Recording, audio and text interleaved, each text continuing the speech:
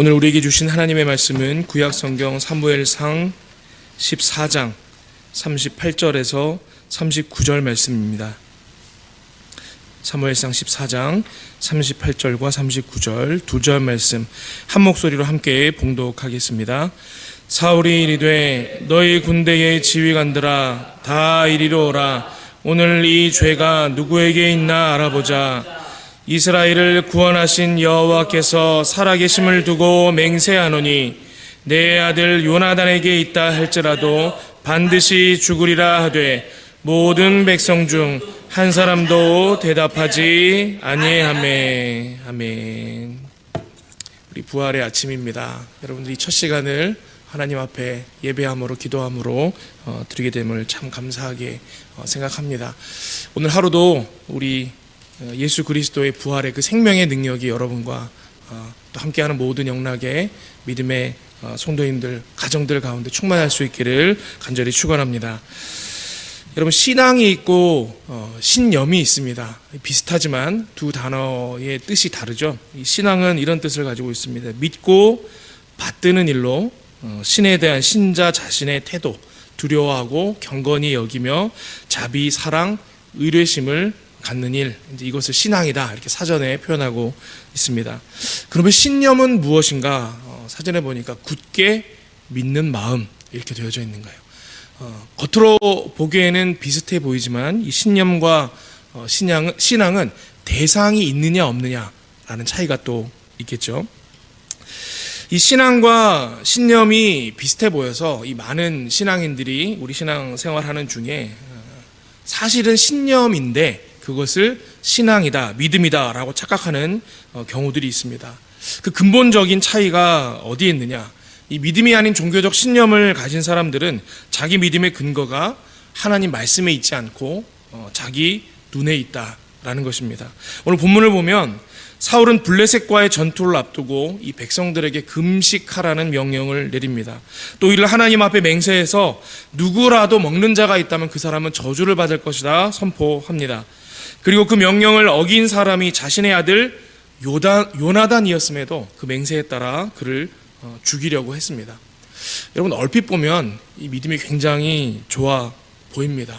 그런데 우리가 그 전반의 이야기를 살펴보아서 알지만 하나님은 그런 명령을 하신 적이 없습니다. 사울은 자기 눈에 그렇게 하는 것이 하나님만 의지하는 것 같아 보였기 때문에 그렇게 한 것이다 라는 것입니다.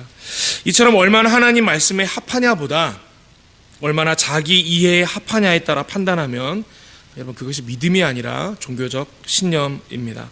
오늘 아침에는 이 사울의 모습을 통해서 참 믿음이 아니라 종교적 신념을 가질 때 나타날 수 있는 우리들의 모습을 좀 돌아보고 종교적 신념을 넘어서 참 믿음을 가진다라는 것은 어떤 것인지 한번 살펴보도록 하겠습니다.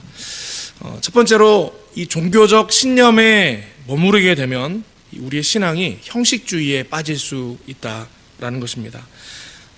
오늘 읽은 우리 범위에 있는 본문은 아닙니다. 그 바로 앞장인 사무엘상 13장에 보면 이 사울이 왕이 된 후에 첫 번째 맞는 전쟁의 장면이 나옵니다. 사울이 이스라엘의 왕이 된 지 2년째 이 블레셋과 전쟁을 치르게 되었습니다. 근데 이 블레셋과의 싸움을 앞두고 제사를 위해서 사무엘을 기다리죠. 근데 이 사무엘이 정한 날까지 오지 않습니다. 사울이 주도해서 하나님께 번제를 드립니다. 그런데 제사를 마칠 때에 이 사무엘이 와서는 그 일을 보고 책망하는 장면이 나옵니다. 이 사무엘이 도대체 이 사울을 왜 책망했을까? 그 진짜 이유가 뭘까?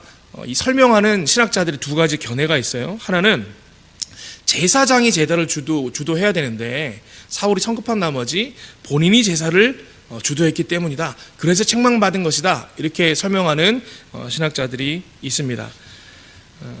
근데 이 설명은 좀 부족해 보이는 면이 있습니다. 이 율법을 어겼기 때문에 책망받은 것이다 이런 설명인데 사실 하나님께서 주신 율법은 모세에게 주신 율법은 성막 안에 있는 모세에게 주신 규정대로 만들어진 번제단에서 제사를 드릴 때에 누가 드려야 하는지에 대한 규정이거든요. 그러니까 이것은 지금 사울이 전쟁터 앞에서 드렸던 번제와는 조금 다르지 않습니까? 그래서 이러한 식으로 설명한다 그러면 좀 이해가 되지 않는 부분이 있습니다. 근데 또 다른 견해가 있는데 이 부분이 좀 납득이 되는 설명입니다. 전쟁을 앞두고 하나님의 말씀을 좀 들어야 되는데, 하나님의 뜻을 구해야 되는데, 이 사울이 백성들이 다 흩어져 버리고 마는 것 같으니까 당장 싸움을 해야 한다라는 급한 생각에 하나님의 말씀을 기다리지 않았다. 그래서 그것이 문제다, 그것이 실수다라고 보는 견해입니다.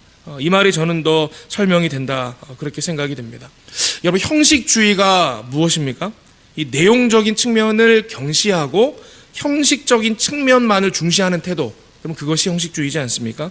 사울은 우리 믿음의 중심인 하나님의 말씀을 따라 순종한 것이 아니라 그저 싸우기 전에는 제사를 드려야 해라는 일종의 형식주의에 빠져 있었다라는 것입니다. 이게 뭐죠? 이게 믿음 같아 보이지만 믿음이 아니라는 것입니다. 굳이 말하자면 그것은 종교적인 신념일 뿐이다라는 것입니다. 오늘날의 우리의 신앙생활 중에도 이런 비슷한 장면이 떠오르게 되는 경우들을 경험할 때가 있습니다. 전 종종 그럴 때마다 하나님께 좀 죄송스러운 마음이 드는데, 이제 언제 그런가 하면, 여러분, 우리가 교회에서 신앙생활 할 때 여러 행사나 뭐 프로그램이나 모임을 하기 전에 항상 우리가 모여서 예배 드리지 않습니까? 이 경건회라는 형식으로 예배를 드리는데, 이 모든 우리가 준비하는 모임, 이 행사의 주인이 하나님이십니다. 하나님 이 자리에 좌정하셔서 인도하시고 우리를 이끌어 주셔서 우리가 이런 마음으로 경건회로 뭐 회의를 시작한다든지 모임을 시작한다든지 그러지 않습니까? 그런데 종종 뭐 자주 있지는 않습니다. 근데 종종 경건회를 준비를 해서 이렇게 가면 행사가 굉장히 분주할 때가 있습니다. 그러면 거기 이제 모여서 같이 경건회를 드리시는 분들의 마음이 굉장히 급한 거예요. 이거 뭔가 지금 진행을 해야 되니까 마음이 급하지 않습니까? 그럼 예배를 드리기는 드리는데 분위기가 어떤가 하면 아무도 예배를 드리고 있지는 않아요. 그런 경험들 해보셨을 거예요. 이제 예배를 인도하는 입장에서 앞에 서서 말씀을 전하려고 보면 그게 너무 다 보이지 않습니까? 근데 그럴 때마다 마음이 너무 아픈 거예요. 이게 좀 하나님 앞에 죄송스러운 마음이 있습니다. 이 사울이 드렸던 이 급하게 자기 눈에 자기 이해에 따라 드렸던 이 번제의 그 사건이 막 떠오르면서, 야, 하나님께서 이 예배를 받으실까? 하나님께서 우리의 모임의 이 경건회를 어떻게 생각하실까? 그런 마음이 드는 거죠. 근데 저는 좀 성질이 못됐기 때문에 경건회를 준비를 했는데 그런 분위기가 든다, 그러면 좀 더 설교를 길게 해버립니다. 그리고 메시지를 좀 더 강하게 해서 누가 이기나 보자, 들을 때까지 한다, 약간 이런 마음으로 하는 경향이 있고 그랬었는데, 그럴 때마다 우리 마음이, 야, 이거 참 형식주의에 빠져있다, 이걸 예배를 드려야 되니까 지금 드리고 있구나, 이런 생각을 할 때가 많다라는 것입니다. 여러분, 반대로 이 종교적 신념이 아니라 참된 신앙의 모습을 가지면 어떻겠습니까? 신앙생활이 형식에 갇혀져 있지 않습니다. 오히려 형식을 초월하여 어떠한 상황에서도 하나님께 온전히 예배하고 삶의 모든 순간에서 하나님께 기쁨으로 예배할 수 있게 되는 것입니다. 예수님께서 수가성 여인을 만나서 그 생명의 말씀을 전하실 때도 이런 비슷한 장면이 나오죠. 이 사마리아 여인이었던 이 여인이 이방인의 신분으로 그가 평소에 궁금해했던 것을 선지자로 보이는 예수님을 만나자 질문하지 않습니까? 우리 조상들은 저 예루살렘에 가서는 예배를 못 드리니까 이 산에서 예배 드려 왔는데, 이 산에서 예배 드리는 것도 괜찮다, 이것도 옳다 라고 가르쳐 왔는데, 유대인들은 예루살렘에서 예배 드리지 않습니까? 어디서 예배 드리는 것이 옳습니까? 여기가 맞습니까? 저기가 맞습니까? 그럴 때 우리 주님께서 여기가 맞다 라고 탁 말씀하시면 좋은데 그렇게 말씀하시지 않죠. 요한복음 4장 23절에 이렇게 말씀하십니다. 아버지께 참되게 예배하는 자들은 영과 진리로 예배할 때가 오나니 곧 이때라. 아버지께서는 자기에게 이렇게 예배하는 자들을 찾으시느니라. 하나님은 여기서 예배하느냐 저기서 예배하느냐 그것을 찾으시지 않는다. 하나님은 영과 진리로 예배하는 자들을 찾으신다. 여러분, 형식주의가 아니라 참 믿음을 가지고 살아가는 신앙인들에게는 여러분 예배 가운데 영광이 있습니다. 생동감이 있습니다. 더 나아가 삶의 모든 순간도 단지 우리가 정해놓은 예배 시간뿐만 아니라 모든 순간도 예배로서 살아낼 수 있다라는 것입니다. 여러분, 종교적 신념이 아니라 참 믿음으로 믿음 생활, 신앙 생활 할 수 있기를 바랍니다. 두 번째, 종교적 신념에 머무르면 어떤 일이 일어나는가? 하나님을 오해하게 되고 또 하나님이 목적이 아니라 수단이 될 수 있습니다.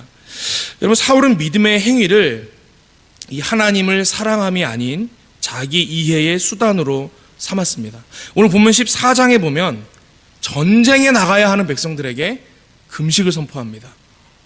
쫄쫄 굶은 채로 나가서 싸우라는 거죠. 그 정도 신앙의 대가를 치르면 전쟁에 이길 수 있을 것이다 라고 생각한 것 같습니다. 사울은 그것이 믿음의 행위라고 여겼던 것 같습니다. 근데 그게 아니죠. 그렇지 않지 않습니까? 대개 하나님을 오해하는 사람들에게 이런 일들이 벌어집니다. 하나님을 위해 어떤 대가를 치르면 내가 원하는 것을 얻을 수 있다, 그렇게 믿습니다. 또 반대로 원하는 것을 얻지 못하면 그것은 내가 대가를 치르지 않았기 때문이야, 뭔가를 안 했기 때문이야, 그렇게 믿는 경향들이 있다라는 거예요. 믿음을 기계적으로 이해한 것입니다. 하나님을 오해한 것입니다. 또 이러한 왜곡된 신앙을 가지게 되면 내적으로는 스스로 굉장히 괴롭습니다. 쓸데없는 고행주의나 금욕주의로 갈 위험이 있습니다. 믿음 생활의 기쁨은 사라지고 죄책감이나 교만함만 남게 되는 일들이 일어난다라는 것입니다. 또 외적으로는 율법주의 비슷하게 돼서 다른 사람을 정죄하고 시험 들게 하고 믿음이 연약한 이들을 넘어지게 하는 일들도 만들어냅니다. 제가 일찍 신학을 시작을 했습니다. 대학 학부 시절부터 신학을 했기 때문에 비교적 어릴 때 교육전도사 사역을 시작을 했습니다. 이미 교육전도사 사역을 시작하는 중에 신학대학원 준비를 하게 되고 학교 시험을 치르게 된 것이에요.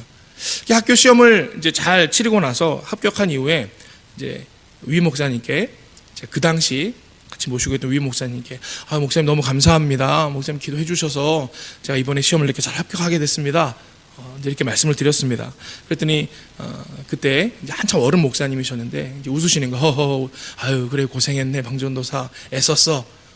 그런데 그렇게 말하면 안 돼, 이러시는 거예요. 아니 무슨 말씀이세요? 그랬더니 아니 열심히 기도해 주셔서 합격했다 그러면 불합격한 저 전도사는 어떡하나? 기도 안 해서 떨어진 건가? 이제 웃으면서 농담 비슷하게 말씀하셨지만 여러분 뼈가 있는 말이다, 그런 생각이 들어요. 한 굉장히 가깝게 지내던 전도사님이 당시에 신대원을 여러 차례 떨어지는 것이었습니다. 자꾸만 떨어지니까 공부를 열심히 하는데 자꾸 안 되는 거예요. 이제 주변에 어떤 일이 일어났는가? 이 관계된 모든 식구들이며 모든 사람들이 그 전도사님을 위해서 열심히 기도하지 않았겠습니까? 근데 한 교회 권사님이 이제 그 전도사님의, 신대원에 여러 차례 떨어진 전도사님의 어머니 권사님이 일하시는 이제 가게를 종종 방문하시면 와서 꼭 그렇게 안부를 묻는다라는 거예요. 권사님네 아들 이번에 어떻게 됐느냐? 학교 됐느냐? 떨어졌느냐? 이제 떨어졌잖아요? 그러면 꼭 말씀을 뭐라 그러냐면 엄마가 권사가 돼가지고 기도를 안 하니까 아들이 신대원을 못 가지. 작년에도 떨어졌는데 올해도 또 떨어지고 말이야. 기도를 열심히 해야지. 이렇게 말씀하셨다라는 거예요. 이제 그 이야기를 전도사님한테 전하니까 이 전도사님 마음이 얼마나 엄마한테도 죄송스럽고 마음도 무겁고 막 그러지 않겠습니까? 이게 꼭 붙어야겠다 이런 마음으로 이제 매해마다 준비를 해서 이제 붙었다라는 거예요. 근데 이제 문제는 그 말씀을 하셨던 그 권사님 있지 않습니까? 엄마가 기도를 안 해서 아들이 떨어지는 거지 라고 말씀하셨던 그 권사님 아들도 신학생이었거든요. 몇 대 후배 신학생인데 그 아들이 계속해서 신대원을 떨어지는 거예요. 이게 제가 지금 이 이야기가 10여 년 전의 이야기인데 결국은 신대원을 못 가셨습니다. 오랫동안 신대원 계속 실패해서. 근데 그 권사님은 굉장히 교회에서도 유명한 기도하시는 분이셨거든요. 여러분 우리가 이거 어떻게 설명할 수 있습니까? 여러분 신앙을 어떤 기계적인 차원에서 이해하고 하나님을 그렇게 이해하면요, 이러한 것들로 인해서 우리 신앙이 흔들릴 수 있고 하나님을 오해하는 일들이 일어날 수가 있다는 거예요. 여러분 잘 될 때는 감사가 나오겠죠. 그런데 문제는 자기가 기대한 대로 일이 이루어지지 않죠. 그러면 종교적 신념인 채로 살아가시는 분들은 이 상황을 받아들일 수가 없는 거예요. 자기가 믿고 있는 거랑 다르니까 감사가 안 나온다라는 것입니다. 하나님이 자기 신념을 이루시는 수단이 되는 것입니다. 여러분 종교적 신념에 머무르게 되면 이런 모습이 우리에게 나타날 수 있다라는 것입니다. 반대로 종교적 신념이 아니라 참 믿음을 가지게 되면 어떻습니까? 하나님이 어떠한 순간에도 수단이 아니라 목적이 되는 것입니다. 시편 37편 4절이 이렇게 기록합니다. 또 여호와를 기뻐하라. 그가 내 마음의 소원을 내게 이루어 주시리로다. 여러분, 세상 사람들은요, 마음의 소원이 이루어져야 감사하는 거예요. 그렇죠? 여러분, 또 많은 종교적 신념을 가지고 있는 신자들도요, 자기가 열심히 기도하고 간절히 바라는 소원이 이루어지면 그러면 하나님께 감사하는 거예요. 그러나 참 믿음을 가진 사람은요, 그것과 관계없이 하나님을 기뻐하고 하나님께 감사합니다. 시편 37편 4절에 그렇게 이야기하지 않습니까? 또 여호와를 기뻐하라. 이게 먼저 나오는 거예요. 하나님을 기뻐하라. 그리고 나서 그가 내 마음의 소원을 내게 이루어 주시리로다. 저는 하나님만이 내 삶의 목적입니다. 그래서 하나님으로 감사하고 하나님으로 기뻐합니다. 그래서 하나님께서 제 마음에 소원을 두고 행하게 하신 그 일들이 이루어짐에 또한 감사합니다. 이렇게 순서가 바뀌어지는 인생을 살게 된다라는 것입니다. 여러분, 참 믿음은 하나님이 목적이 되는 것입니다. 언제나 하나님이 목적이 되는 참 믿음의 신앙생활 하실 수 있기를 축복합니다. 세 번째, 만약 여러분 종교적 신념에 머무른 사람이 리더가 된다 그러면 어떤 일이 일어날까요? 이 함께하는 사람들을 다 망가뜨리는 일이 일어납니다. 여러분, 사울이 왕이지 않습니까? 근데 이 종교적 신념에 머물러 있던 이 사울 같은 사람이 왕이 되니까 어떤 일이 일어났냐? 그로 인해서 백성이 죄를 짓게 됩니다. 여러분 보세요. 오늘 본문을 보면 이스라엘 백성들은 먼저 이 무리하게 금식하라는 말도 안 되는 왕의 명령 때문에 기진한 채로 전쟁을 치르는, 안 해도 되는 고생을 해야만 했습니다. 이 잘못된 리더의 판단 때문에 안 해도 되는 고행을 한 거예요. 그리고 또 싸움이 끝난 후에는 이 너무 굶주리고 기진한 나머지 이 전리품으로 얻은 가축을 핏째 먹어버리는 이 죄를 범하게 되고 맙니다. 여러분, 건강한 믿음이 아니라 종교적 신념에 머무른 사람이 리더가 되니까 그를 따르는 사람들이 이런 고난을 당하게 된다라는 것이죠. 우리도 마찬가지입니다.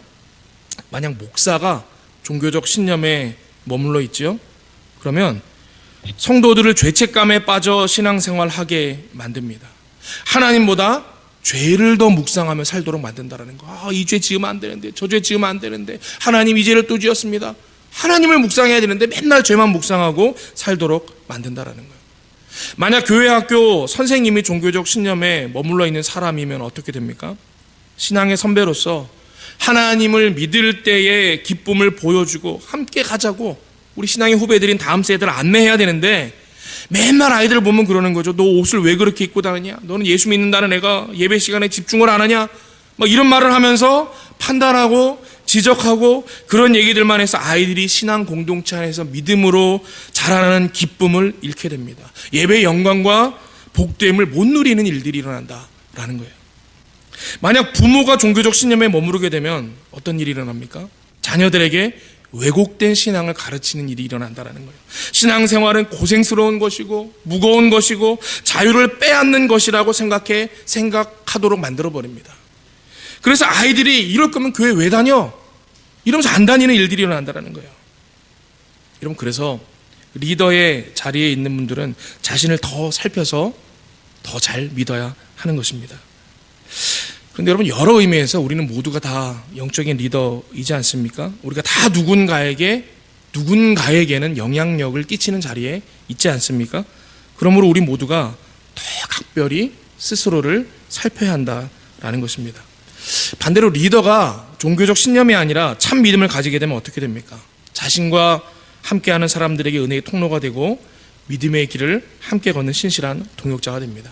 사울은 그를 따르는 백성들로 무거운 짐을 지게 하고 죄를 짓게 하고 영적 패배감 가운데 살게 했지만, 반대로 다윗은 어땠습니까? 자신을 따르는 백성들로 자유롭게 하나님을 예배하게 하고 감사함으로 하나님을 찬양하게 했습니다.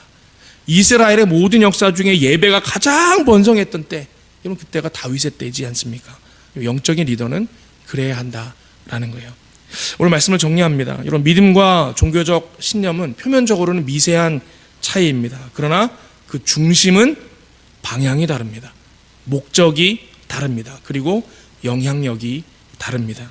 오늘 묵상한 말씀 마음에 품고 이 사울과 같이 종교적 신념에 머무르는 삶에 멈춰 있는 것이 아니라 참 믿음으로 살아갈 수 있는 저와 여러분들 되시기를 바랍니다. 함께 기도하겠습니다. 아버지 하나님, 우리에게 은혜를 주셔서 부활의 아침 하나님 앞에 나와 먼저 기도하며 예배하게 하시니 감사합니다. 오늘 말씀을 통하여 저희들의 신앙을 점검해 보았습니다. 혹 저희의 모습 가운데 오늘 본문의 사울 왕과 같이 종교적 신념에 머무르는 모습이 있지는 아니한지요.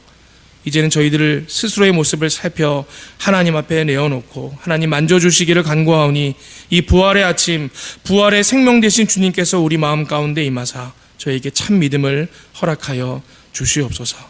예수 그리스도의 이름으로 기도하옵나이다. 아멘.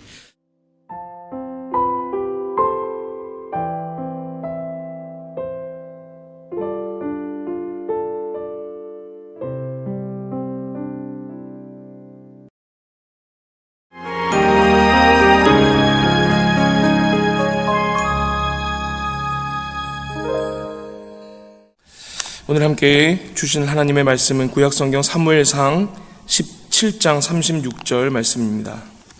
구약성경 사무엘상 17장 36절 한 절 말씀입니다. 우리 함께 한 목소리로 하나님의 말씀을 봉독하겠습니다. 주의 종이 사자와 곰도 쳤은즉 살아계시는 하나님의 군대를 모욕한 이 할례 받지 않은 블레셋 사람이리이까 그가 그 짐승의 하나와 같이 되리이다. 아멘. 우리 4월의 첫째 날 새벽입니다. 예수 그리스도의 부활의 능력이, 그 생명이 여러분의 삶 가운데 충만하시기를 기원합니다. 여러분, 오늘의 오이코스 통독 범위는 사무엘상 16장과 17장입니다. 오늘 새벽 시간에는 함께 봉독한 17장 36절 이 말씀을 중심으로 골리앗과 다윗의 모습을 관찰하고 그 속에서 하나님께서 주시는 메시지를 함께 묵상하고자 합니다.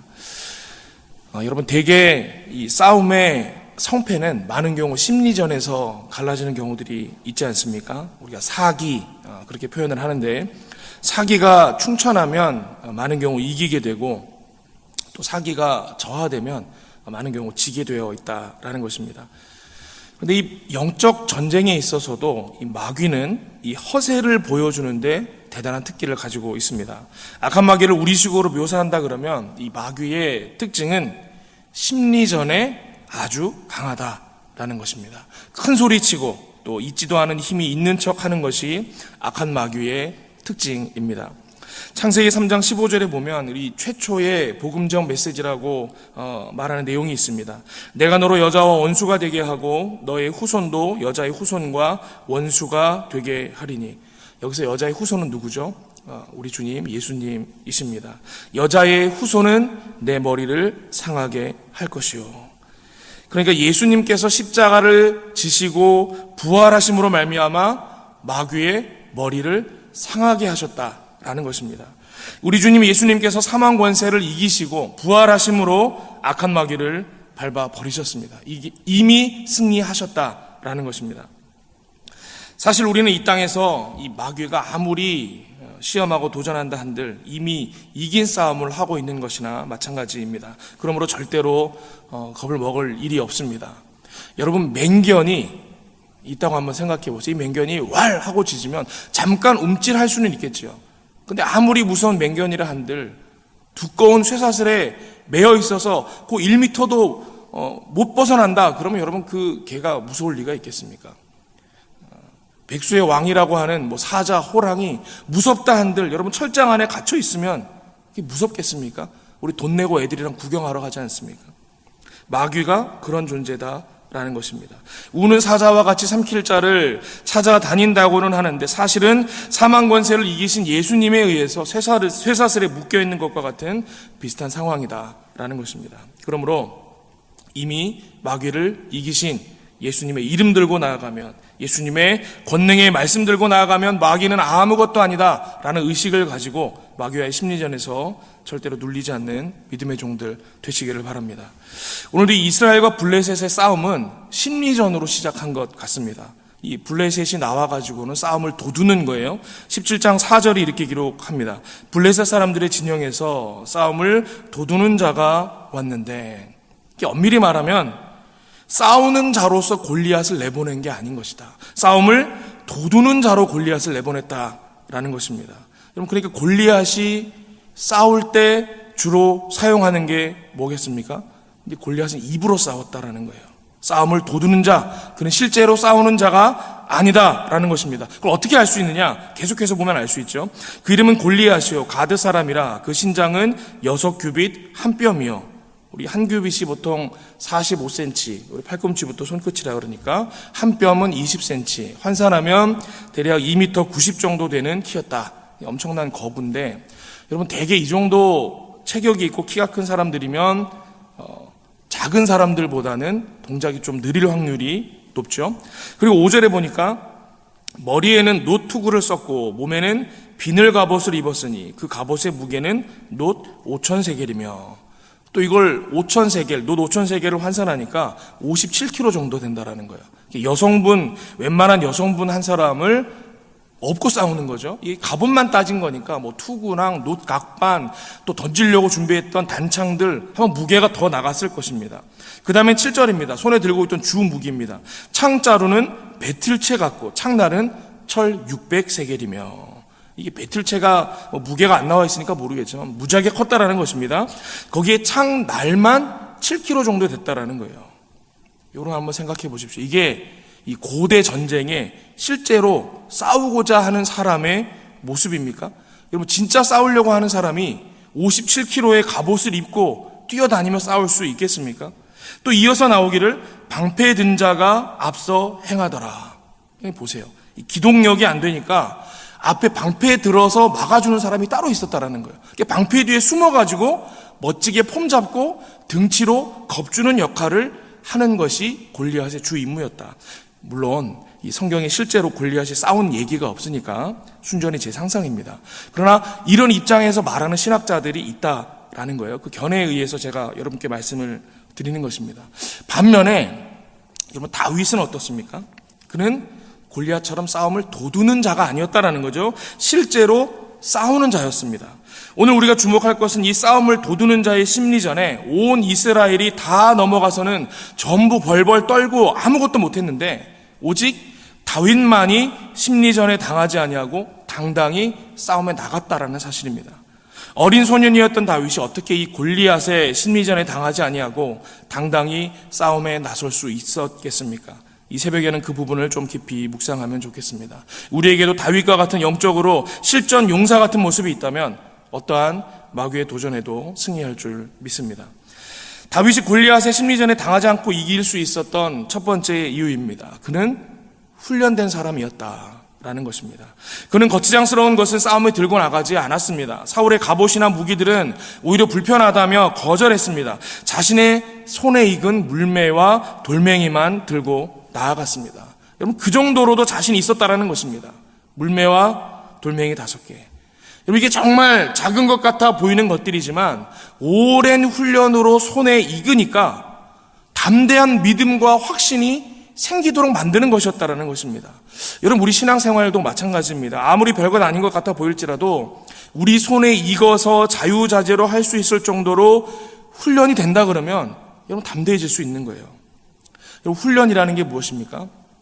익숙해질 때까지 이 저절로 될 때까지 반복하는 것. 여러분 그것이 훈련입니다. 여러분 탁구를 좋아하시는지 모르겠습니다. 저는 탁구를 이제 좋아해서 한참 열심히 쳤던 적이 있었는데 이 탁구 선수들, 프로 선수들이 강하게 공을 때려치면 공이 뭐 눈에 보이지 않을 정도의 속도로 날아오지 않습니까? 근데 실제 선수들이, 프로 선수들이 탁구 경기를 할 때 보면 공을 보고 받아서 치는 게 아니라는 거예요. 이게 얼마나 훈련이 돼 있는지 상대 선수가 자세를 잡고 손을 휘두르면 본능적으로 손이 나가서 받는다라는 거죠. 이게 이 정도로 훈련이 되어 있다라는 것입니다. 여러분 우리가 마찬가지로 영적인 무기들을 가지고 반복적으로 훈련을 하죠. 그러면 거기에서부터 강함이 나오는 것입니다. 마귀의 도전을 담대히 맞설 수 있는 것입니다. 여러분은 어떤 훈련을 하고 계십니까? 한 가지만 우리 예를 들어볼까요? 여러분 기도의 훈련 하고 계십니까? 여러분이 기도도요, 여러분 반복해야 합니다. 정말 기도 잘하시는 분들은요, 정기적으로 기도하는 기도의 시간이 있습니다. 여러분 아무 때나 기도하는 분들 뭐 시간 날 때마다 합니다. 다르게 말하면 시간 안 나면 기도 안 한다는 거거든요. 정말 기도의 용사는 시간을 정해놓고 합니다. 많은 믿음의 사람들이 정기적인 기도 시간이 있었습니다. 여러분 다니엘, 우리 왕의 조서에 왕의 직인이 찍힌 것을 보고도 어떻게 되어 있습니까? 전에 하던 대로 하루 3번씩 기도했다. 이렇게 되어 있죠. 여러분, 성전 민문에 앉아있던 나면서부터 걷지 못하던 일을 일으키던 장면, 거기에 베드로와 요한이 성전으로 가는 길에 어떻게 표현되어 있냐면, 베드로와 요한이 제9시 기도 시간에, 그들이 정한 기도 시간이 있었다라는 거예요. 또 베드로가 최초의 이방인을 전도했던 고넬료의 환상을 볼 때 어떻게 됐습니까? 제6시 기도 시간에 지붕에 올라가서 기도할 때였다라는 거예요. 여러분, 예수님은 얼마나 기도를 반복하셨는지 아예 기도가 습관이 되었다, 그렇게 기록되어 있습니다. 누가복음 22장 39절, 습관을 따라 감람산에 가, 그렇게 기도하셨다라는 거예요. 여러분, 반복하는 훈련, 이게 굉장히 중요합니다. 여러분, 영적인 거장이 되고 싶으십니까? 다윗 같은 실전 용사가 되고 싶으십니까? 우리도 훈련하면 됩니다. 여러분, 예배를 훈련하고 말씀 보기를 반복하고 기도하기를 습관으로 만드시기를 바랍니다. 이런 훈련이 우리로 영적 싸움에서 승리하게 할 줄로 믿습니다. 두 번째, 다윗이 골리앗의 심리전에 당하지 않고 이길 수 있었던 이유가 있죠. 그에게는 많은 승리의 경험이 있었다라는 것입니다.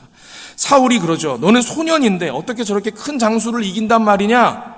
그럴 때 다윗이 뭐라고 말합니까? 사무엘상 17장 34절에서 36절. 다윗이 사울에게 말하되 주의 종이 아버지의 양을 지킬 때에 사자나 곰이 와서 양떼에서 새끼를 물어가면 내가 따라가서 그것을 치고 그 입에서 새끼를 건져내었고 그것이 일어나 나를 해하고자 하면 내가 그 수염을 잡고 그것을 쳐 죽였나이다.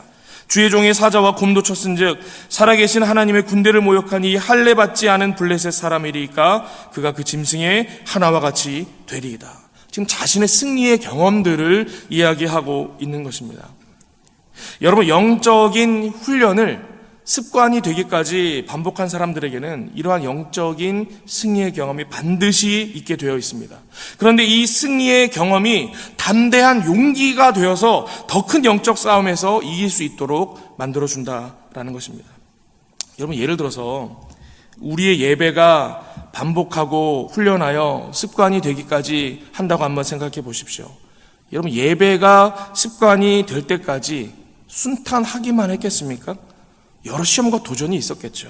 그거 다 이겨내고 예배의 자리를 지켜내야 예배 드리는 게 어렵지 않아지는 거예요. 쉬워지는 거예요. 여러분, 새벽 기도가 습관이 되신 분들 한번 보세요. 그냥 됐겠습니까? 많은 싸움과 도전이 있었는데 그거를 다 이겨낸 승리의 경험이 있으니까 지금 새벽 기도의 용사가 되어 계신 것 아니겠습니까? 여러분, 열심히 물매를 훈련하고 또 사자와 곰이 달려들어도 피하지 않고 용감하게 덤벼들어 이겨본 경험이 있으니까 가장 큰 적, 이스라엘의 대적 블레셋의 장수 골리앗과의 싸움에서도 용감하게 덤벼들 수 있었던 것이죠. 여러분, 왜 그런 말이 있죠? 훈련 때 한 방울이라도 더 흘린 땀방울이 전쟁 때 흘릴 피를 줄여준다. 여러분, 훈련과 도전은 연결된 것입니다. 일상에서 만나는 작은 도전과 시험들에 담대히 맞서며 이겨내는 훈련이 반복되면 그게 영적인 습관을 만들어내는 훈련이 되는 것이죠.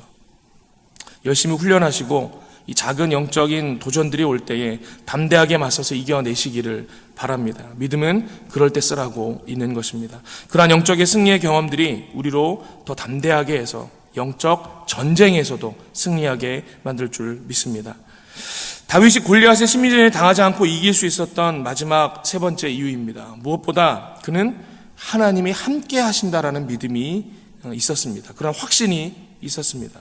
여기 영적 싸움의 원리가 있죠. 지금까지 살펴본 대로 최선을 다한 영적 훈련이 많은 영적인 승리의 경험들을 만들어냅니다. 그리고 그러한 영적인 승리의 경험들은 최종적으로 하나님이 나와 함께 하신다라는 확신을 갖게 한다라는 거예요. 오늘 17장 37절 상반부 뭐라고 기록되어 있느냐? 또 다윗이 이르되 여호와께서 나를 사자의 발톱과 곰의 발톱에서 건져내셨은즉 나를 이 블레셋 사람의 손에서도 건져내시리이다. 하나님이 나를 지금까지의 모든 싸움에서 승리케 하셨습니다. 그래서 나는 하나님이 함께 하시면 무서울 것이 없습니다. 이런 믿음의 확신이 있으면 그럼 이길 자가 없다라는 거예요.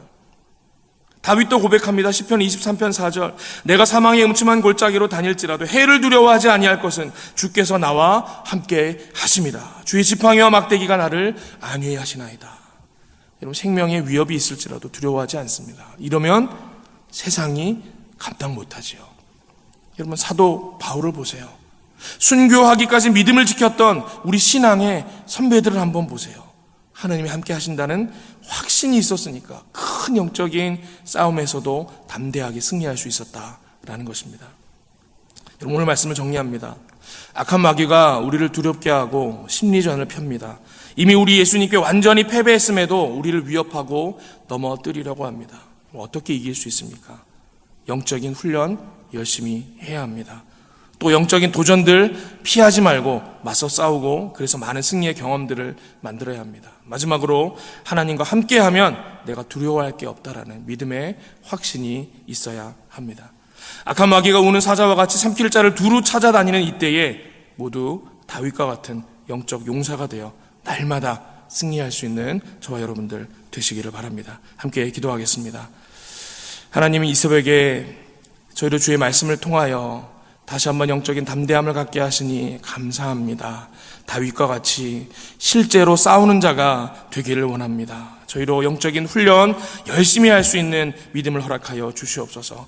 많은 영적인 도전들 속에 피하지 아니하고 담대히 맞서 승리의 경험들을 만들어내는 은혜를 허락하여 주시옵소서. 무엇보다 하나님과 함께하면 사망의 음침한 골짜기일지라도 두려워할 것이 없다라는 믿음의 확신을 가지고 우리에게 주어지는 모든 영적의 싸움에 담대히 승리하는 믿음의 용사들 되게 하여 주시옵소서. 감사드리며 이 모든 말씀 예수 그리스도 이름으로 기도하옵나이다. 아멘.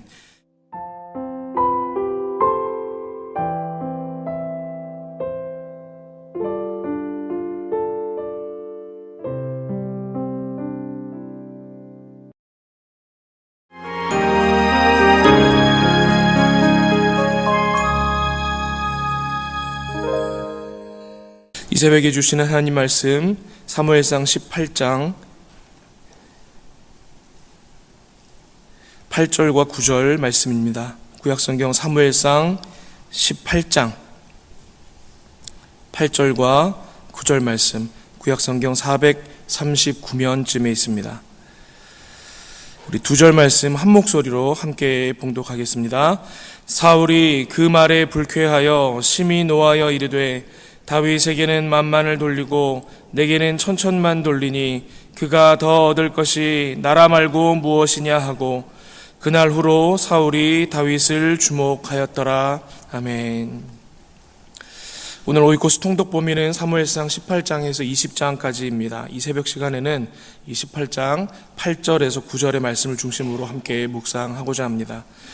오늘 본문은 이 골리앗을 이겨서 블레셋과의 전투를 승리로 이끌었던 다윗이 예루살렘 성으로 들어올 때에 온 백성이 이를 높이며 노래하는 장면을 담고 있습니다. 그럴 때 사울이 그것을 보고 질투했다, 그렇게 기록하고 있습니다.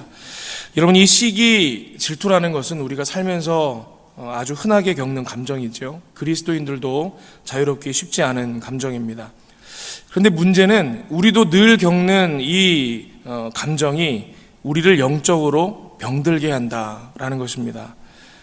먼저 질투할 때 우리에게 나타나는 증상이 무엇입니까? 불쾌함, 분노입니다. 8절에 서두가 이렇게 기록하죠. 사울이 그 말에 불쾌하여 심히 노하여 이렇게 기록하고 있습니다. 여러분, 사랑하며 살기도 부족한데 질투하면 사람을 미워하게 된다라는 것입니다. 그러면 이 질투 언제 생겨납니까? 우리가 하나님 나라가 아니라, 하나님이 아니라 사람에게 주목할 때 생겨납니다. 9절은 이렇게 기록합니다. 그날 후로 사울이 다윗을 주목하였더라. 하나님이 아니라 사람을 주목할 때 질투가 생겨나는데 또 이 질투심 때문에 하나님을 못 보게 되고 자꾸만 사람에게 집중하게 되는 악순환이 된다라는 것입니다. 그래서 하나님이 아니라 사람에게 영향을 받게 된다라는 것이죠. 그리고는 결정적으로 이 시기하는 마음, 질투심이 있으면 결정적으로 변화시키는 능력이 없습니다. 여러분, 가인과 아벨의 이야기 잘 아실 것입니다. 창세기 4장 4절은 이렇게 기록합니다. 아벨은 자기도 양의 첫 새끼와 그 기름으로 드렸더니 여호와께서 아벨과 그의 제물은 받으셨으나 가인과 그의 제물은 받지 아니하신지라. 가인이 몹시 분하여 안색이 변하니. 여러분, 만약에 이 사건, 저는 이 이야기를 볼 때 그런 생각을 해볼 때가 있었습니다. 만약 가인이 그 순간에 이렇게 생각을 한 거죠. 이렇게 하니까 하나님이 내 예물을 기쁘게 받으시지 않으시는구나. 이제는 이러면 안 되겠다. 라고 하며 하나님 앞에 뉘우치고 돌이켰다 그러면 하나님께서 안 받으셨을까요? 다음에도? 저는 그렇지는 않으셨을 것 같습니다. 받으셨을 것 같습니다. 그런데 가인은요, 시기심과 질투심에 사로잡혀가지고 그만 아벨을 죽이고 맙니다. 시기 질투심이 아니었다면 변화될 가능성이 있었을 텐데, 이 시기심과 질투심은 여러분 결정적으로 궤도 수정이 안 되도록 한다라는 것입니다. 또 복음서의 이 바리새인들과 제사장들을 한번 보세요. 여러분, 그들의 약점이 무엇이었습니까? 이 사람들이 시기심으로 움직였다라는 것입니다. 여러분, 사람들을 보면 이 각 사람들을 움직이는 동인들이 다르다 그러죠. 어떤 사람은 사랑 때문에 움직이는 사람이 있습니다. 사람이 그 사람을 움직이는 사람이 있다라는 거예요. 그런데 또 어떤 사람들은 시기심으로 움직이는 사람이 있습니다. 질투하고 시기할 때, 그럴 때 자기가 가진 모든 힘을 쓰는 사람들이 있다라는 거예요. 마가복음 15장 10절에 이렇게 기록합니다. 이는 그가 대제사장들이 시기로 예수를 넘겨준 줄 알미러라. 여러분, 그들은 진리냐 아니냐 관심도 없었습니다. 이 제사장들은 내 감정에 부딪히는가 안 부딪히는가, 내 이익에 부딪히는가 안 부딪히는가만 따졌다라는 거예요. 그러다가 십자가의 원수가 되어 버렸습니다. 우리도 그럴 수 있다라는 것이죠. 그리고 오늘 본문의 사울은 그렇게 계속 질투하다가 여러분 어떻게 됩니까? 결국에는 악한 영의 지배를 받게 됩니다. 여러분, 질투하는 마음은 악령의 옥토가 되어버린다라는 거예요.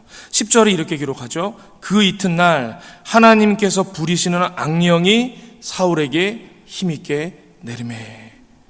여러분, 악한 영이 그냥 내린 것도 아니고 어떻게 내렸다고 기록되어 있습니까? 힘있게 내렸다. 여러분, 성령이 강하게 임해도 모자란 판국에 질투하는 마음이 있으면 악한 영이 강하게 임한다라는 거예요. 여러분, 시기 질투할 때 이런 일들이 일어납니다. 그러므로 우리가 건강한 믿음을 가지고 변화하는 신앙인이 되려면 이 질투라는 영적인 문제를 반드시 해결해야 합니다. 이 질투의 문제를 해결하는 영적 해결책을 두 가지 정도 이 아침에 한번 생각해 보도록 하겠습니다. 첫 번째는 태도의 측면입니다. 여러분, 우리가 왜 질투합니까? 첫째는 교만해서 그렇습니다. 다른 사람이 나보다 나으면 안 된다, 그렇게 생각하기 때문입니다. 그러므로 질투하지 않으려면 어떻게 하면 되겠습니까? 낮아지면 됩니다. 우리가 그럴 때 내가 어떻게 저 사람보다 낮아질 수 있냐, 우리 이 자존심 때문에 못 낮아지는 경우들이 있는데, 여러분, 낮아지는 게 그렇게 보기 싫은 게 아니라는 거예요. 여러분, 한번 상상을 해보시길 바랍니다. 손주랑 놀아주고 있는 할아버지가 있습니다. 근데 이 머리가 백발이 성성한 할아버지가 4살짜리 손주를 등에 태우고는 막 말타기 놀이를 해주고 있는 거예요. 그걸 볼 때 우리가 저 양반 참 채신머리가 없네, 그렇게 생각하실 사람이 있겠습니까? 참 할아버지랑 손주랑 너무너무 사랑하고 즐겁게 지내는구나, 그렇게 생각하지 않겠습니까? 근데 만약 이게 반대로 되는 거예요. 이 할아버지가 아니 이놈의 자식이, 어린 놈이 어디 내 위로 올라타, 내가 올라타야지, 그러면서 4살짜리 아이 위를 그냥 올라타가지고 애를 깔아뭉개고 있다고 한번 생각해 보십시오. 그럼 그게 볼상사나운 꼴이다라는 거죠. 여러분, 더 나은 사람이 낮아질 때 아름다운 것이지, 더 나은 사람이 자기가 더 나은 사람이라고 올라서려고 하면 여러분, 그게 더 볼상사납다는 것입니다. 여러분, 낮아지는 게 능력입니다. 우리 예수님도 하나님의 본체이시지만 자기를 비워서 종의 형체가 되셨습니다. 우리 시드니 대학의 역사학자 존 딕슨이라는 분이 쓴 책이 있어요. 후밀리타스라고 번역된 책인데, 이 책에 보니까 이런 연구가 있더라고요. 이분이 이제 서구 사회에서 그 겸손함이라는 그 단어에 대해서 역사적으로 추적하면서 확인을 해본 거예요. 근데 서구 사회에서 이전에는 이 험블 혹은 휴밀리티라는 이 겸손이라는 단어가 오늘날 우리가 생각할 때 미덕으로서의 겸손이라는 의미는 없었다라는 거죠. 원래 서구 사회에서 험블 그러면 비천함, 이런 뜻이었다라는 것입니다. 원래 낮은 신분에 있는 사람이 높은 사람 앞에서 엎드려 있는 거, 비천하게 있는 거, 그게 험블이라는 단어가 가진 의미의 전부였다라는 것입니다. 근데 이게 오늘날 우리가 볼 때 험블 그럴 때 갖고 있는 미덕의 느낌이 있지 않습니까? 그게 언제부터 생겼냐? 예수 그리스도의 십자가 사건 이후로부터 그 개념이 생겼다라는 거예요. 서구 사회 사람들이 아니 어떻게 하나님이 저 험악한 십자가에 달려 죽으실 수 있느냐, 이 문제에 대해서 깊이 고민하고 여러 가지 논쟁들도 있고 그런 시간을 거치는 가운데 이 험블이라는 표현이 겸손함이라는 미덕의 의미를 가지게 됐다라는 것입니다. 여러분, 우리 모두 예수님 따라 살기로 한 제자들 아닙니까? 그렇다 그러면 예수님처럼 우리도 낮아져야겠죠. 그러면 시기 질투라는 이 영적인 도전에서 자유로워질 수 있다라는 것입니다. 두 번째 해결책입니다. 두 번째 해결책은 마음의 측면입니다. 이 부분을 좀 살펴봤으면 좋겠습니다. 여러분, 이 질투는 다른 측면으로 보면 사랑의 증거, 욕망의 증거입니다. 우리가 언제 질투합니까? 사랑할 때 질투하는 거예요. 또 언제 질투합니까? 뭔가를 욕망할 때, 탐할 때 질투하는 거예요. 그래서 우리를 사랑하시는 하나님께서 우리가 하나님 이외의 다른 신들에게 마음 쏟는 것에 질투하십니다. 여러분, 사랑하면 질투하게 되어 있는 거예요. 같은 이유로 내가 사랑하고 내가 욕망하는 것을 다른 누군가가 취하죠. 그럴 때 우리가 질투하는 것입니다. 돈을 사랑하는 사람은 돈을 가진 자를 질투합니다. 힘을 욕망하는 사람은 힘을 가진 자를 질투하게 되어 있습니다. 인기를 탐하는 자는 나보다 더 인기를 가진 자를 질투하게 되어 있다라는 거예요. 우리 10계명 후반부의 계명들을 보면 이 같은 원리를 좀 발견할 수가 있습니다. 우리 6계명부터 보면 계명의 내용이 무엇입니까? 살인하지 말라, 간음하지 말라, 도둑질하지 말라. 이게 모두 어떤 행위를 금하는 계명입니다. 그렇죠? 뭘 하지 말라, 행위를 금하는 계명이에요. 근데 마지막 10계명을 보면 조금 관점이 바뀝니다. 내 이웃의 집을, 내 이웃의 아내를, 내 이웃의 종이나 가축이나 소유를 탐내지 말라, 이렇게 말씀하십니다. 그러면서 행위를 금하는 게 아니고 이 탐욕의 마음을 금하는 계명으로 마무리 지어지고 있다는 거예요. 왜 그렇습니까? 그 탐욕하는 마음이 질투를 낳거든요. 또 그 질투가 살인으로 이어지고 간음으로 이어지고 도둑질하는 행위를 낳기 때문에 마지막 이 10번째 계명은 이전에 나온 계명들을 총망라해서 지키도록 하기 위한 일종의 마음의 기초 같은 것이다. 우리가 이렇게 이해할 수 있습니다. 그러므로 우리가 영적인 이 질투라는 문제를 해결하고자 한다면 내 욕망의 대상을 바꾸는 것도 방법이 될 수 있다라는 거죠. 여러분, 그러면 질투하지 않을 수 있습니다. 그런 의미에서 좀 더 여러분 큰 것을 욕망할 수 있기를 바랍니다. 그러면 질투의 문제를 해결할 수 있습니다.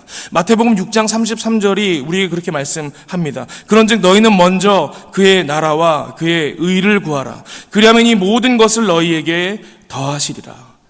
여러분, 하나님 나라와 의를 욕망하죠? 그럼 이상한 게요, 이런 것을 탐할 때에는 다른 사람이 하나님 나라와 의를 구한다고 해서 질투심이 생기지 않는다라는 거예요.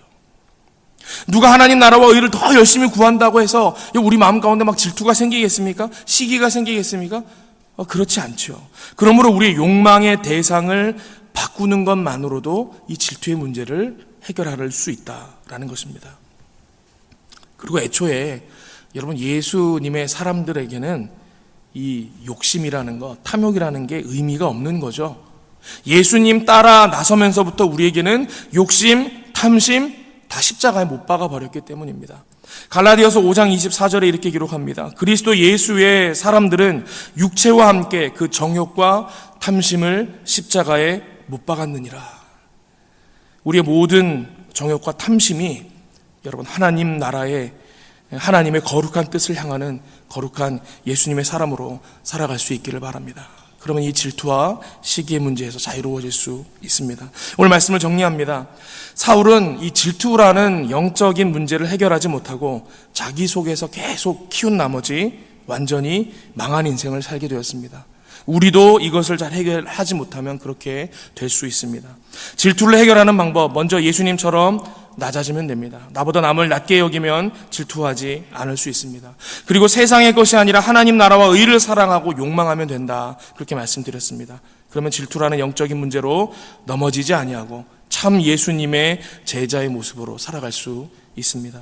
오늘 주신 말씀 붙들고 늘 승리하시는 신실한 하나님의 백성들 되시기를 바랍니다. 함께 기도하겠습니다. 하나님, 이 새벽에 사울의 연약한 모습을 통하여 우리 자신을 돌아보게 하시고 하나님의 사람으로, 예수님의 제자로 어떻게 하면 질투하지 아니하고 시기하지 아니하고 살아갈 수 있을지 묵상케 하시니 감사합니다. 주님 따르기로 한 주님의 제자들입니다. 주님처럼 낮아질 수 있게 하여 주시옵소서. 또 주님 말씀하신 것처럼 이제는 세상 사람들이 탐하는 것 똑같이 탐하는 것이 아니라 하나님 나라와 의를 탐하고 그것을 바라보며 나아갈 수 있는 늘 승리하는 믿음의 백성들 삼아 주시옵소서. 감사드리며 예수님의 이름으로 기도하옵나이다. 아멘.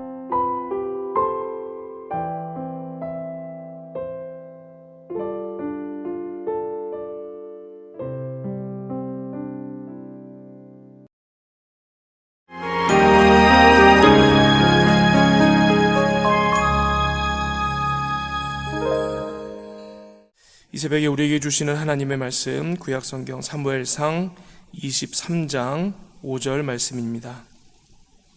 사무엘상 23장 5절 말씀입니다. 구약성경 448면쯤에 있습니다. 사무엘상 23장 5절 한 절 말씀인데요, 우리 한 목소리로 함께 봉독하겠습니다. 다윗과 그의 사람들이 그일라로 가서 블레셋 사람들과 싸워 그들을 크게 쳐서 죽이고 그들의 가축을 끌어오니라. 다윗이 이와 같이 그일라 주민을 구원하니라. 아멘. 오늘의 오이코스 성경 통독 범위는 사무엘상 21장에서 24장까지입니다. 오늘은 23장 5절을 중심으로 하나님의 말씀 함께 묵상하고자 합니다. 사사시대 이후에 하나님께서 어떻게 자기 백성을 돌보시고 이끌어 가시는지를 기록한 이 사무엘서는 하나님의 사람 다윗의 이야기를 중심으로 이스라엘을 향한 하나님의 역사하심을 기록하고 있습니다. 그래서 다윗이 어떻게 왕으로 세워져 가는지, 또 왕유대에 어떻게 하나님의 뜻을 이루어 가는지 상세히 기록하고 있습니다. 그런 관점에서 오늘 본문을 보면 이 일련의 사건들을 통해서 다윗의 신분이 바뀌어지는 것을 볼 수 있습니다. 이 의도적으로 저자가 그것을 그리고 있다라는 것을 우리가 볼 수 있습니다. 여러분, 그일라가 블레셋으로부터 약탈당할 때 이 이스라엘의 보호자로서 그 땅을 지켜야 할 사울은 아무것도 안 했죠. 그러나 반면 다윗은 도망자 신분이었음에도 블레셋으로부터 그일라를 구원합니다. 이 과정에서 사울의 신하의 신분이었던 다윗이 이제는 사울의 신하가 아니라 하나님의 종, 하나님의 사명자로 그 신분이 바뀌어지고 있음을 오늘 본문이 독자들에게 보여주고 있는 것입니다. 이 새벽에는 이 과정에서 나타난 다윗과 사울의 모습을 간략하게나마 비교해 보는 것으로 하나님의 종, 하나님의 사명자는 어떤 모습인지를 함께 묵상하고 우리 모두가 하나님의 종으로 다시금 새로워지는 시간 되기를 원합니다. 우리가 오늘 중점적으로 살펴볼 것은 하나님의 종으로 산다라는 것이 과연 어떤 것인가 라는 것입니다. 오늘 본문의 다윗의 모습을 볼 때 첫 번째로 우리가 알 수 있는 것은 하나님의 종은 자신의 삶보다 하나님께서 주신 사명에 집중하는 삶을 산다라는 것입니다. 여러분, 종이라면 당연히 주인의 명령이 가장 중요한 것이죠. 만약 종이 주인의 명보다 자기의 삶을 더 우선시한다 그러면 그는 충성된 종이 아닙니다. 23장에 나타나는 다윗과 사울의 모습을 비교하여 보면 이것이 명확하게 드러납니다. 다윗은 왕으로 기름 부음 받은 이후로부터 사실상 고난의 연속인 인생을 살았습니다. 하나님께서 택하셨다고는 하는데 그의 삶은 점점 더 안 좋아지기만 했습니다. 여러분, 만약 우리의 삶이 이처럼 고난의 연속이라 그러면 멀쩡히 신앙생활 잘하던 사람도 이 하나님이 함께 하심을 믿는 믿음이 흔들린다라는 것입니다. 제가 대학부 청년들을 신방하면서 제일 많이 받는 질문이 이런 질문입니다. 고난의 시간을 보내고 있는 청년들마다 와서 그러는 거예요. 왜 하나님은 하나님의 사람들을 고통받도록 내버려 두시나요? 정말 하나님께서 함께 하시는 게 맞나요? 여러분, 다윗에 비하면 정말 편한 인생을 살아가고 있는 우리지만 그 어려움이 끝날 김이 없이 연속되니까 믿음 생활 잘하던 사람들도 이런 마음이 생기더라라는 것입니다. 그런데 사무엘서가 그리고 있는 다윗을 보면요, 오늘 본문의 상황에 이르기까지 한 번도 자신이 하나님께로부터 버림받았다고 생각하는 모습이 안 나옵니다. 그가 만나는 삶의 상황이라고 한다면 늘 처참한 전쟁터 아니면 숨막히는 도망자 신세 아니었습니까? 그러나 그는 그러한 상황 때문에 하나님의 기름 부으심을 의심하지 않았다라는 거예요. 어떻게 그럴 수 있는가? 그는 여전히 종으로서 하나님께 받은 사명에만 충실했기 때문입니다. 다윗은 왕으로 기름 부음 받은 이후로부터는 오늘 본문의 그일라 사건과 같이 계속해서 이스라엘의 보호자요 구원자로 살아온 것을 볼 수 있습니다. 그것이 하나님의 부르심이었기 때문입니다. 많은 군사를 움직일 수 있는 왕이었던 사울은 그일라를 돌보지 않았지만 도망자였던 다윗은 훈련도 되지 않은 몇 안 되는 사람들을 데리고 목숨을 걸고 그일라를 구원하였습니다. 사무엘서는 이를 극명하게 대비시키고 있는 것입니다. 그래서 이 본문을 읽는 독자들은 이 사명에 충성하는 떠오르는 새로운 왕과 반대로 사명을 저버리고 그래서 하나님께 버려진 왕의 모습을 보게 되는 것입니다. 그리고 이 장면을 접하는 오늘날의 우리도 이 하나님께서 주시는 메시지를 듣는 거죠. 하나님의 종은 자신이 처하게 된 상황을 보는 게 아니라 주인 되신 하나님께서 맡기신 사명에 집중하는 삶을 사는 거구나. 우리가 그것을 깨달을 수 있게 된다라는 것입니다. 주인이 명하신 그 사명에 집중하는 것이 종의 본분입니다. 하나님의 종들은요, 사명이 없으면 아무것도 아닌 거예요. 그래서 하나님의 종은 사명을 잃게 되면 여러분 방향을 잃게 되고 자신을 둘러싼 상황에 휘둘리게 됩니다. 우리 열왕기상 18장 19장에 보면 이 엘리야 선지자의 모습을 보게 되죠. 여러분, 이 엘리야 선지자가 이방 선지자 850명하고 대결하는 장면이 나오지 않습니까? 이 굉장히 드라마틱한 장면이기 때문에 우리 교회 학교에서 아이들에게도 아주 재밌게 말씀을 전하고 하는 그런 내용입니다. 근데 그렇게 믿음의 야성을 보여주던 엘리야가 19장에 가서는 완전히 좌절하고 바닥에 쫙 깔아앉아진 모습으로 스스로 하나님이 목숨도 데려가십시오 라고 할 정도로 가라앉아 있는 모습을 우리가 보게 됩니다. 그가 왜 그랬습니까? 자기는 맞서서 이방 선지자들과 함께 싸워왔는데 하나님을 믿는 하나님의 사람이라고는 이 땅에 나밖에 안 남았구나 라는, 물론 그가 착각이었지만 그런 상황을 그가 주시하게 되자 그의 마음이 무너져 내리고 처참하게 주저앉아 있을 수밖에 없었다는 것입니다. 그런데 상황을 보고 주저앉아 있던 이 엘리야를 하나님께서 어떻게 일으키십니까? 떡도 구워 먹이고 보듬어 주시기도 하시고 그것만 하신 게 아니죠. 그에게 새로운 사명을 부어주시는 거예요. 엘리야에 일어나서 하사엘에게 기름을 부어 아람의 왕이 되게 하여라. 예후에게 기름을 부어 이스라엘의 왕이 되게 하여라. 또 엘리사에게 기름을 부어 너를 대신할 선지자가 되게 하여라. 여러분, 고대 근동의 정세를 뒤집어 놓을 만한 놀라운 사명을 다시금 엘리야에게 부어주시는 거예요. 하나님께서 주신 사명을 다시 집중하는 엘리야는 그 처참한 자신의 상황 속에서도 다시금 힘을 얻어 일어나는 모습을 보여주게 되는 것입니다. 여러분 기억하십시오. 하나님의 종은 사명 따라 사는 것입니다. 아무리 우리의 삶의 상황이 달라진다 하여도 하나님께서 주신 그 사명이 달라지지 않는다면 우리는 멈출 이유가 없는 것이죠.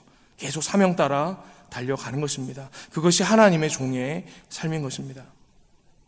또 한 가지 오늘 본문을 통해 알 수 있는 신실한 종의 모습입니다. 신실한 하나님의 종은 자기 마음이 아니라 하나님의 뜻에 따라 살아간다라는 거예요. 이걸 말로 하면 너무 당연한 내용이라 이걸 따로 다룰 필요도 없어 보이지만 여러분, 우리의 삶의 모습을 돌아보면 우리도 그렇게 살지 못하고 있다는 것을 발견하게 됩니다. 무슨 말이냐? 하나님의 뜻이 1번이고 내 마음은 그걸 따라가는 것이어야 하는데 그게 아니라 내 마음에 느껴지는 것에 따라 하나님의 뜻인지 아닌지를 결정해버리는 경향들이 우리 가운데도 있다는 것입니다. 오늘 본문의 다윗과 사울의 모습에 그러한 모습이 대비돼서 나타나고 있습니다. 이 다윗은 해석이 어려운 상황을 만나면 그게 하나님의 뜻이 맞는지 확인했습니다. 아둘람 굴에 숨어 있지 않았습니까? 이 다윗과 함께 따라오던 400명이 이 사울의 칼날을 피해서 아둘람 굴에 숨어 있었습니다. 근데 이 아둘람 굴이 그일라와 인접한 거리에 있는 곳이 4km 정도밖에 차이가 안 난다 그럽니다. 근데 이 블레셋 국경에 인접한 그일라 땅에 블레셋이 쳐들어와서 타작마당에 있는 모든 수확물을 다 약탈해가고 있다라는 소식을 누군가가 와서 다윗에게 전해줍니다. 근데 다윗은 사명 따라가는 사람이잖아요. 하나님께서 나를 이스라엘의 목자로 부르셨는데 내가 가서 그일라를 구원해야겠구나, 일어서서 가려고 그랬습니다. 그리고 하나님께 묻지요. 하나님, 그일라 땅을 제가 가야겠습니까? 하나님께서 가라고 말씀하십니다. 가면 블레셋을 이기게 하시겠다 말씀하시는 거예요. 일어나려고 합니다. 그랬더니 함께한 사람들이 다 말리는 거죠. 아니, 무슨 말씀하시는 겁니까? 지금 저희 신세를 잊으신 겁니까? 저희 도망자 신세입니다. 여기 있는 것도 저희들 너무 두렵습니다. 그리고 저희들 보십시오. 저희들 중에 훈련받은 군사가 얼마나 있다고 그러십니까? 저희가 어떻게 이 일을 할 수 있습니까? 다윗이 보기에도 맞는 말 아닙니까? 다시 한번 하나님께 또 묻는 거예요. 4절이에요. 다윗이 여호와께 다시 묻자온대 여호와께서 대답하여 이르시되 일어나 그일라로 내려가라. 내가 블레셋 사람들을 내 손에 넘기리라 하신지라. 이렇게 하나님의 뜻이 확인되니까 그러고 나서 움직이는 거죠. 그리고 뒤에 가서 보면 이 블레셋으로부터 그일라를 구원한 다음에 사울에게 다윗이 그일라 성읍에 숨었다는 소식이 전해집니다.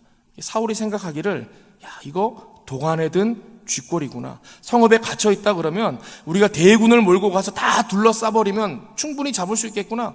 근데 그 소식이 또 다윗에게 전해졌습니다. 다윗이 판단을 해야 되는 거예요. 그일라 성읍에 들어오면서 자기를 따르는 백성이 600명으로 늘었습니다. 이걸 어떻게 해야 되나?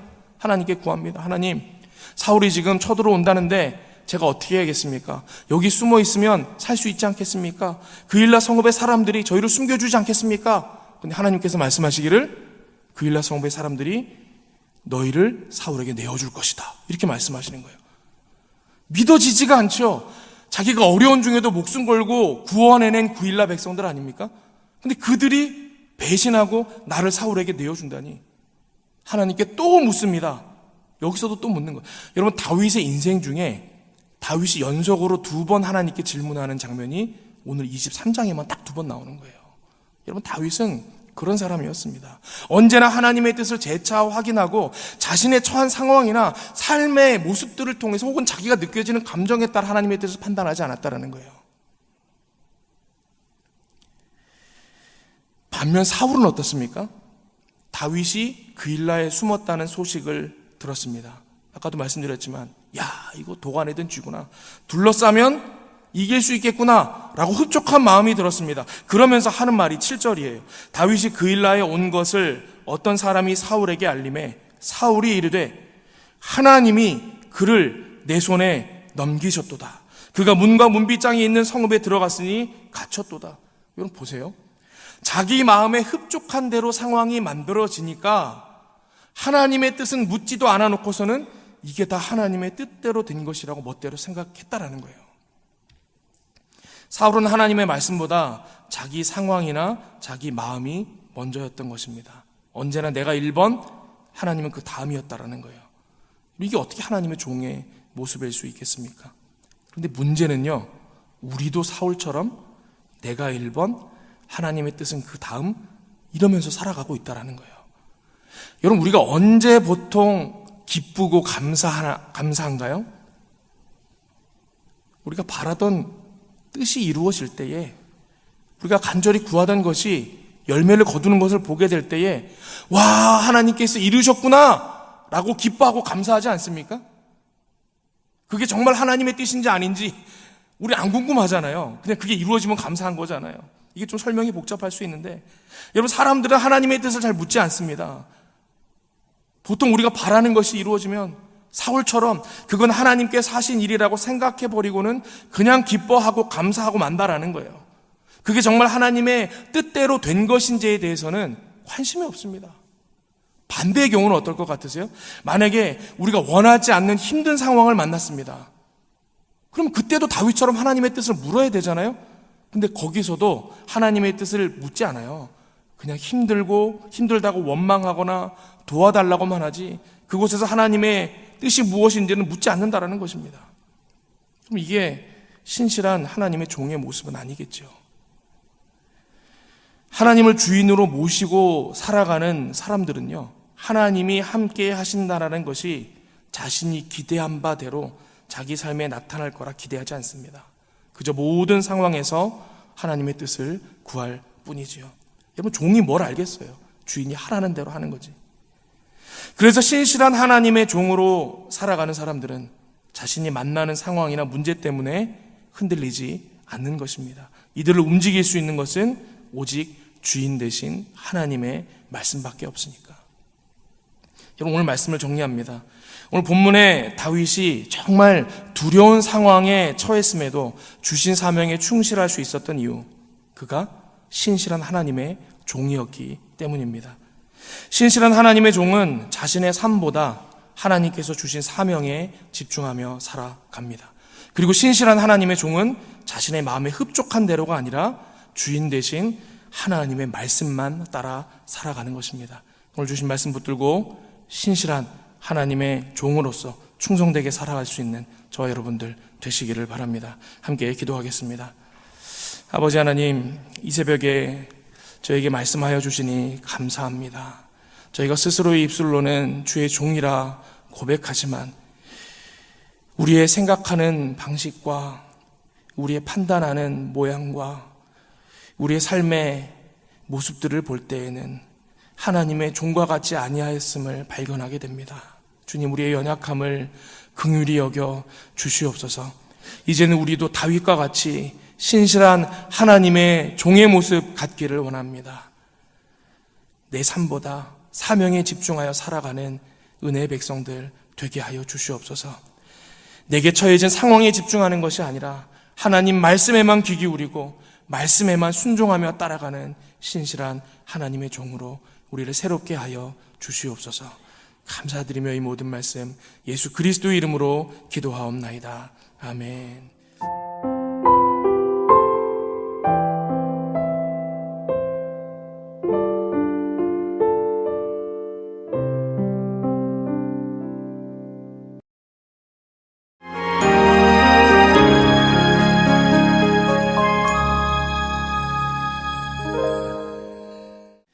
오늘 우리에게 주신 하나님의 말씀은 구약성경 사무엘상 25장입니다. 구약성경 사무엘상 25장 30절 말씀, 구약성경 452면쯤에 있습니다. 사무엘상 25장 30절 말씀, 우리 한 절 말씀을 한 목소리로 함께 봉독하겠습니다. 여호와께서 내 주에 대하여 하신 말씀대로 모든 선을 내 주에게 행하사 내 주를 이스라엘의 지도자로 세우실 때에. 아멘. 오늘도 하나님께서 주시는 풍성한 은혜로 새로워지시고 예수 그리스도의 부활의 능력으로 충만한 하루 보내시는 우리 모든 믿음의 성도님들 되시기를 축복합니다. 오늘 오이코스 통독 범위는 사무엘상 25장에서 27장까지입니다. 오늘은 사무엘상 25장 30절 말씀을 중심으로 해서 하나님 말씀 함께 묵상하기를 원합니다. 오늘 본문에 등장하는 여러 인물이 나옵니다. 하나의 스토리로 이 25장이 채워지고 있습니다. 마온이라는 곳에 이 나발이라는 사람이 살았다라는 거죠. 근데 이제 그 사람이 이 성경에 묘사되기를 큰 부자다, 심히 부하여 이렇게 되어 있습니다. 어느 정도 부자였는가 감이 안 올 수 있으니까 구체적으로 수치가 나오는 거예요. 양이 3,000마리, 염소가 1,000마리. 그러니까 엄청나게 부자죠. 양들을, 그 정도 큰 무리의 양들을 키우려면 사료를 먹이는 게 아니었으니까 한 지역에서 키울 수가 없지 않습니까? 유목 생활을 하면서 풀을 먹였을 텐데 갈멜 지역에 가서 이 양들을 칠 때 일어난 일이다, 이렇게 이제 기록하고 있는 거예요. 근데 마침 그 지역에 다윗 무리가 있었습니다. 이제 이스라엘의 큰 부자가 양떼를 이끌고 와서 거기서 먹이니까 이 다윗 무리가 그들을 좀 돌보아 주었던 것 같습니다. 그러다 양털 깎는 날이 되었다, 성경이 이렇게 기록하고 있어요. 양털 깎는 날에 다윗이 사람들을 보내어 좀 먹을 것을 받아오도록 합니다. 근데 이제 그때 이 나발이 다윗을 모독합니다. 그래서 다윗이 화가 나는 거죠. 화가 나서 내가 이를 그냥 내버려 두지 않겠다. 이제 칼을 차고 가려는 찰나에 그 소식을 들은 나발의 아내였던 아비가일이 와서 그 상황을 막습니다. 막는 장면이 오늘 내용입니다. 오늘 본문 메시지를 읽기 위해서 좀 하나님께서 주시는 메시지를 우리가 깨닫기 위해서 왜 이 내용이 여기에 기록되었을까 질문하면서 읽으면 좋겠다, 그런 생각이 듭니다. 먼저 오늘 본문을 큰 그림의 관점에서 본다 그러면 우리가 할 수 있는 질문이 있습니다. 왜 여기에 우리 전체 사무엘서의 구성 안에 왜 이 자리에 나발 아비가일 부부와 관련된 이야기를 이 저자가 기록했을까? 사무엘서 전체 내용에서 이 내용이 어떤 식으로 필요했을까? 우리가 그런 부분들을 좀 고민할 필요가 있다, 그렇게 생각이 됩니다. 그런 질문을 가지고 이 본문의 앞뒤를 크게 보면 두 가지 정도의 기록 목적을 우리가 발견할 수 있게 됩니다. 첫 번째는 이 아비가일이라는 여인이 다윗의 아내가 된 경위를 밝히고 있다, 우리가 그렇게 이해할 수 있는 거예요. 여러분, 다윗의 9명의 아내들 중에 그 다윗이 어떻게 그 여인과 결혼하게 되었는지의 경위가 자세히 기록된 사람은 몇 사람이 없습니다. 미갈, 아비가일, 바세바 정도가 그 스토리가 자세하게 기록되어져 있습니다. 근데 이 여인들의 공통점이 있죠. 모두가 다윗 말고도 다른 남편이 있었던 여인이었다라는 거예요. 사무엘상하는 사사기에서 왕정시대로 넘어가는 이 이스라엘의 역사를 기록하며 어떻게 사울 왕조에서 다윗 왕조로 옮겨졌는지를 설명하는 내용이 있지 않습니까?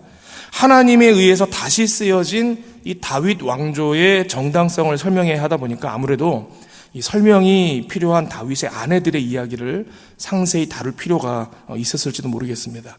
이 아비가일이 어떻게 다윗의 아내가 되었는지 밝히기 위해서 기록되었다라는 것을 우리가 발견할 수 있습니다. 또 한 가지는 이 나발과 있었던 이 사건은 특별히 사울의 시대가 몰락하였고 다윗의 시대가 도래하였음을 보여주고 있는 상징적인 이야기다, 그림 언어다, 그렇게 이해할 수 있습니다. 이 사건을 다루고 있는 이 25장이 어떤 내용으로 시작을 하느냐? 사무엘의 죽음으로 시작합니다. 사울을 패하고 다윗에게 왕으로 기름 부었던 그 사무엘이 죽었습니다. 그리고 그 변화가 이제는 완전히 도래했다라는 것을 이 이야기를 통해서 상징적으로 강조하고 있는 것입니다. 그래서 이 이야기가 일부러 이 나발이라는 사람과 아비가일이라는 사람, 이 부부였지만 두 사람을 극명하게 대조하며 그리고 있다는 것을 우리가 알 수 있습니다. 이들이 어떻게 대비되고 있느냐? 먼저 여러분, 나발은 성경에 어떤 사람으로 묘사되고 있습니까? 시대의 변화에도 깨닫지 못하고 여전히 사울 쪽에 남아서 다윗을 무시한 어리석은 자, 이렇게 지금 이 이야기에 묘사하고 있는 거예요. 이 나발이라는 이름 자체가 바보라는 뜻이라 그러죠. 성경학자들이 그렇게 얘기를 합니다. 아마 이 나발이 실명이 아니었을 것 같다.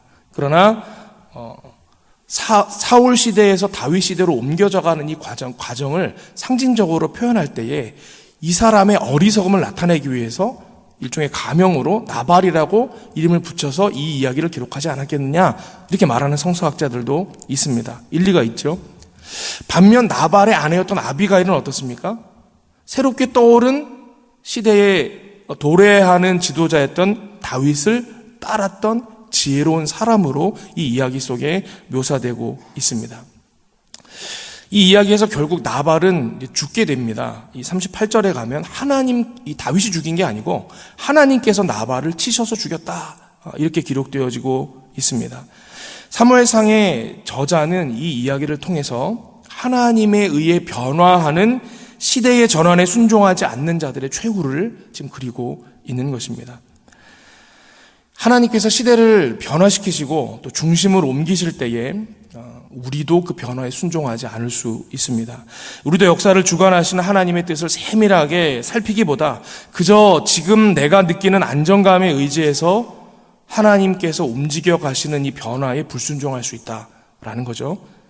나발이 시대의 변화에 왜 불순종했습니까? 사울은 익숙했습니다.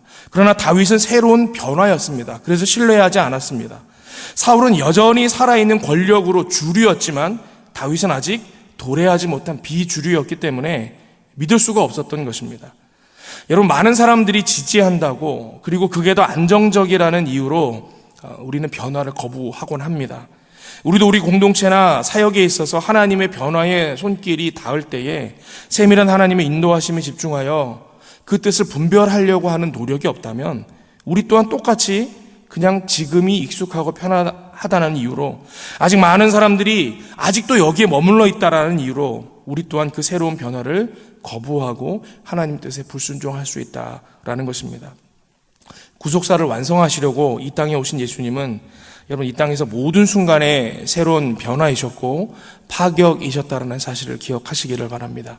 그래서 예수님을 따르는 사람들은 더 많은 사람들이 따른다고 해서, 더 오랜 시간 이어져온 익숙함이라고 해서 무턱대고 그것만 주장해서는 안 됩니다. 언제나 열린 마음으로 역사의 주관자가 되시는 하나님께 모든 변화를 맡기고 겸손하게 순종할 수 있는 자세가 필요한 것입니다. 크게는 세계와 이 대한민국의 역사의 흐름 속에서, 작게는 내가 속한 공동체들과 내 개인의 삶의 역사에서 이 겸손하게 하나님의 인도하심에 순종할 수 있는 저와 여러분들 되시기를 바랍니다. 그것이 영적으로 지혜 있는 자들의 모습입니다. 우리가 좀 구조적으로 이 스토리를 사무엘상에 위치한 그 이유를 가지고 이 메시지를 발견했다면, 작은 그림으로 좀 이야기의 세부적인 내용을 통해서도 하나님의 메시지를 좀 듣고자 합니다. 오늘 본문을 보면 다윗이 무슨 동네 양아치 같은 모습처럼 보이기도 합니다. 다윗의 성정을 이해하며 본다면 오늘 사건의 이 배경을 좀 다르게 이해할 수 있을 것 같습니다. 여러분, 다윗은 어떤 사람이었습니까? 그는 자기에게 맡겨진 무리는 목숨 걸고 지키는 사람이었습니다. 양치기 일 때는 양을 목숨 걸고 지켰죠. 또 왕으로 기름 부음 받은 이후에는 어린 소년이었음에도 전장에 나가서 목숨 걸고 이스라엘을 위협하는 골리앗을 무찔렀습니다. 또 23장에 보면 도망치는 중이었음에도 블레셋으로부터 그일라 땅을 지켜냈습니다. 그리고 30장에도 보면 잠시 머물렀던 시글락 또한 아말렉 사람들에게서 지켜내는 모습이 나옵니다. 이 다윗이라는 사람은 자신에게 속한 백성들은 무슨 일이 있어도 지켜내는 그런 사람이었다라는 거죠.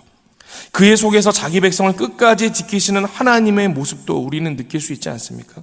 참 신실한 리더의 모습입니다. 이 마온 사람 나발이 큰 거부였는데, 오늘 본문에 그의 생업이 어디 있었냐고 기록되어 있냐면 갈멜에 있었다. 3절에 그렇게 기록합니다. 근데 이 갈멜 땅이 어제 우리 새벽에 나누었던 말씀의 배경이었던 그 그일라와 마찬가지로 블레셋과 접경 지역입니다. 그렇다 보면 어떤 일이 있을 수 있느냐? 그일라 땅의 타작마당을 약탈하러 블레셋이 찾아왔던 것처럼, 여러분, 큰 부자가 블레셋 접경 지역에서 양을 치고 있다 그러면 또 블레셋이 시시탐탐 노리고 그들을 약탈하려고 하지 않았겠습니까? 이 다윗이 그것을 알았죠. 21절에 보니까 이렇게 기록되어 있습니다. 다윗이 이미 말하기를 내가 이 자의 소유물을 광야에서 지켜 그 모든 것을 하나도 손실이 없게 한 것이 진실로 허사라. 그가 악으로 나의 선을 갚는도다. 지금 다윗이 분노했을 때 한 이야기입니다. 내가 그동안 블레셋으로부터 너희를 이렇게 지켜주었거늘 선의를 악으로 갚다니, 이러면서 분노하는 장면입니다. 아마 이 다윗의 말이 사실이었을 것 같습니다. 다윗은 목자의 마음으로, 선의로 자기 백성을 지키는 마음으로 나발과 그 양떼를 지켰던 것 같습니다. 그런데 여러분, 이 다윗이 데리고 다니던 무리가 600명이나 되지 않습니까? 이 경비가 많이 들었겠죠. 아직 도망 중이고 하니까 더 그랬을 것입니다. 그런데 때마침 사람이 와서 전하기를 그 나발이라는 부자가 오늘 양털 깎는 날이랍니다. 그랬다라는 거죠. 여러분, 우리도 여름에 이렇게 품앗이해서 추수날 같은 때 같이 동네 사람들하고 같이 그 논을 추수하고 이러면 그날 그 집에서 일종의 작은 잔치를 열지 않습니까? 같이 일했던 사람들과 음식 나눠 먹고, 혹은 여러 집이 모여서, 혹은 그 큰 대가족 식구들이 모여서 함께 김장을 담그고 이러면 수육도 삶고 이렇게 나눠 먹는 날이 있지 않습니까? 이 당시 문화도 그런 문화가 있었다라는 거죠. 양털 깎고 그러면 사람들이 와서 다 도와주고, 그날은 큰 수확이 있는 날이기 때문에 동네 잔치 같은 분위기로 사람들과 음식을 나누어 먹었다라는 것입니다. 근데 굉장히 큰 거부지 않았습니까? 이게 얼마나 큰 잔치가 마련될 거라는 기대가 있는 거죠. 다윗이 그동안 함께 그들의 목동들을 돌보고 재산을 지켜줬으니까 소년들을 보낸 거죠. 내가 보냈다 그러고 좀 다녀와라. 가서 갔는데 다윗의 선의에 대해서 감사하고 추수물을 나누기는커녕 나발은 다윗을 무시하고 조롱합니다. 그러니까 이 다윗이 자존심도 상하고 또 자기가 데리고 있는 무사들한테 면도 안 서고 마음이 많이 상했겠죠. 그래서 이런 사태가 벌어지고 만 것입니다. 여러분, 리더로 섬기는 자가 이 선의로 행할지라도 따르는 자들이 그 선의를 알아주지 않을 수 있습니다. 우리가 구역장을 맡거나 여전도회장을 맡았습니다.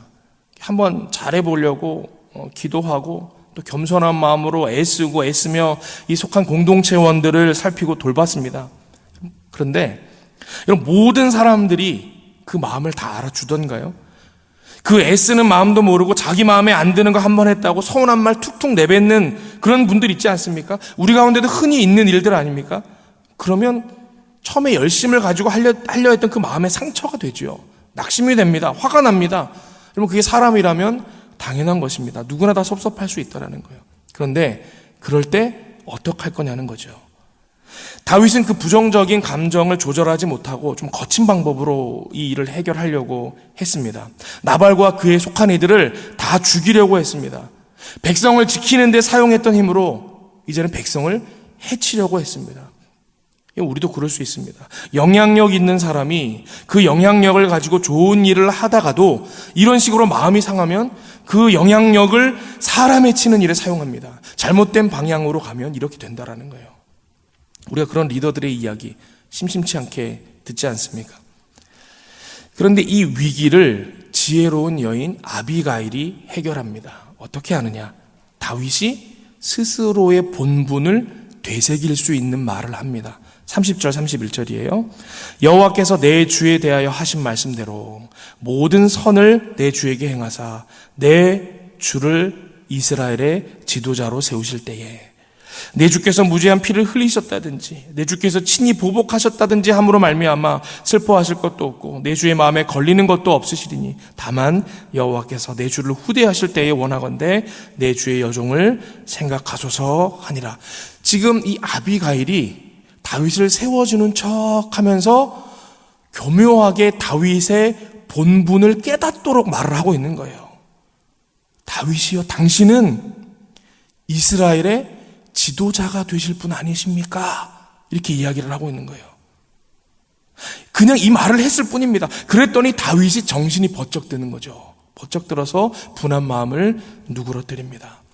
여러분, 애초에 하나님께 기름 부음을 받고 이스라엘의 목자로 살려고 했던 다윗 아닙니까? 그래서 골리앗이랑도 목숨 걸고 싸우고 도망자 신세임에도 그 일라도 지켜냈던 것 아니겠습니까? 그는 좋은 리더로 훈련받은 중이었습니다. 그리고 지금까지 잘 해왔습니다. 그러니 상처 입은 사람들임에도 600명이나 되는 사람들이 쫓겨다니는 와중에도 다윗에게 충성하며 따라다니는 일들이 있었겠죠. 근데 그런 다윗에게 이 아비가일의 이 한마디가 정신을 번쩍 들게 한 것입니다. 애초에 이스라엘 백성들에게 감사하다는 말 드리려고 시작한 것도 아니고 그저 하나님의 인도하심에 순종하는 마음으로 내가 여기까지 온 것인데 그 섭섭한 마음 때문에 다 그르칠 뻔했구나. 그 위기를 겨우 넘겼다라는 것입니다. 여러분, 그러므로 이 사명자들은 마음이 어려울 때에 그것을 해결하는 방법이 다른 게 없어요. 다시 자기 원래의 사명, 원래 하나님의 부르심에 집중하면 됩니다. 그래야 본분을 확인할 수 있고 그 어려움을 돌파할 힘을 되찾게 되는 것입니다.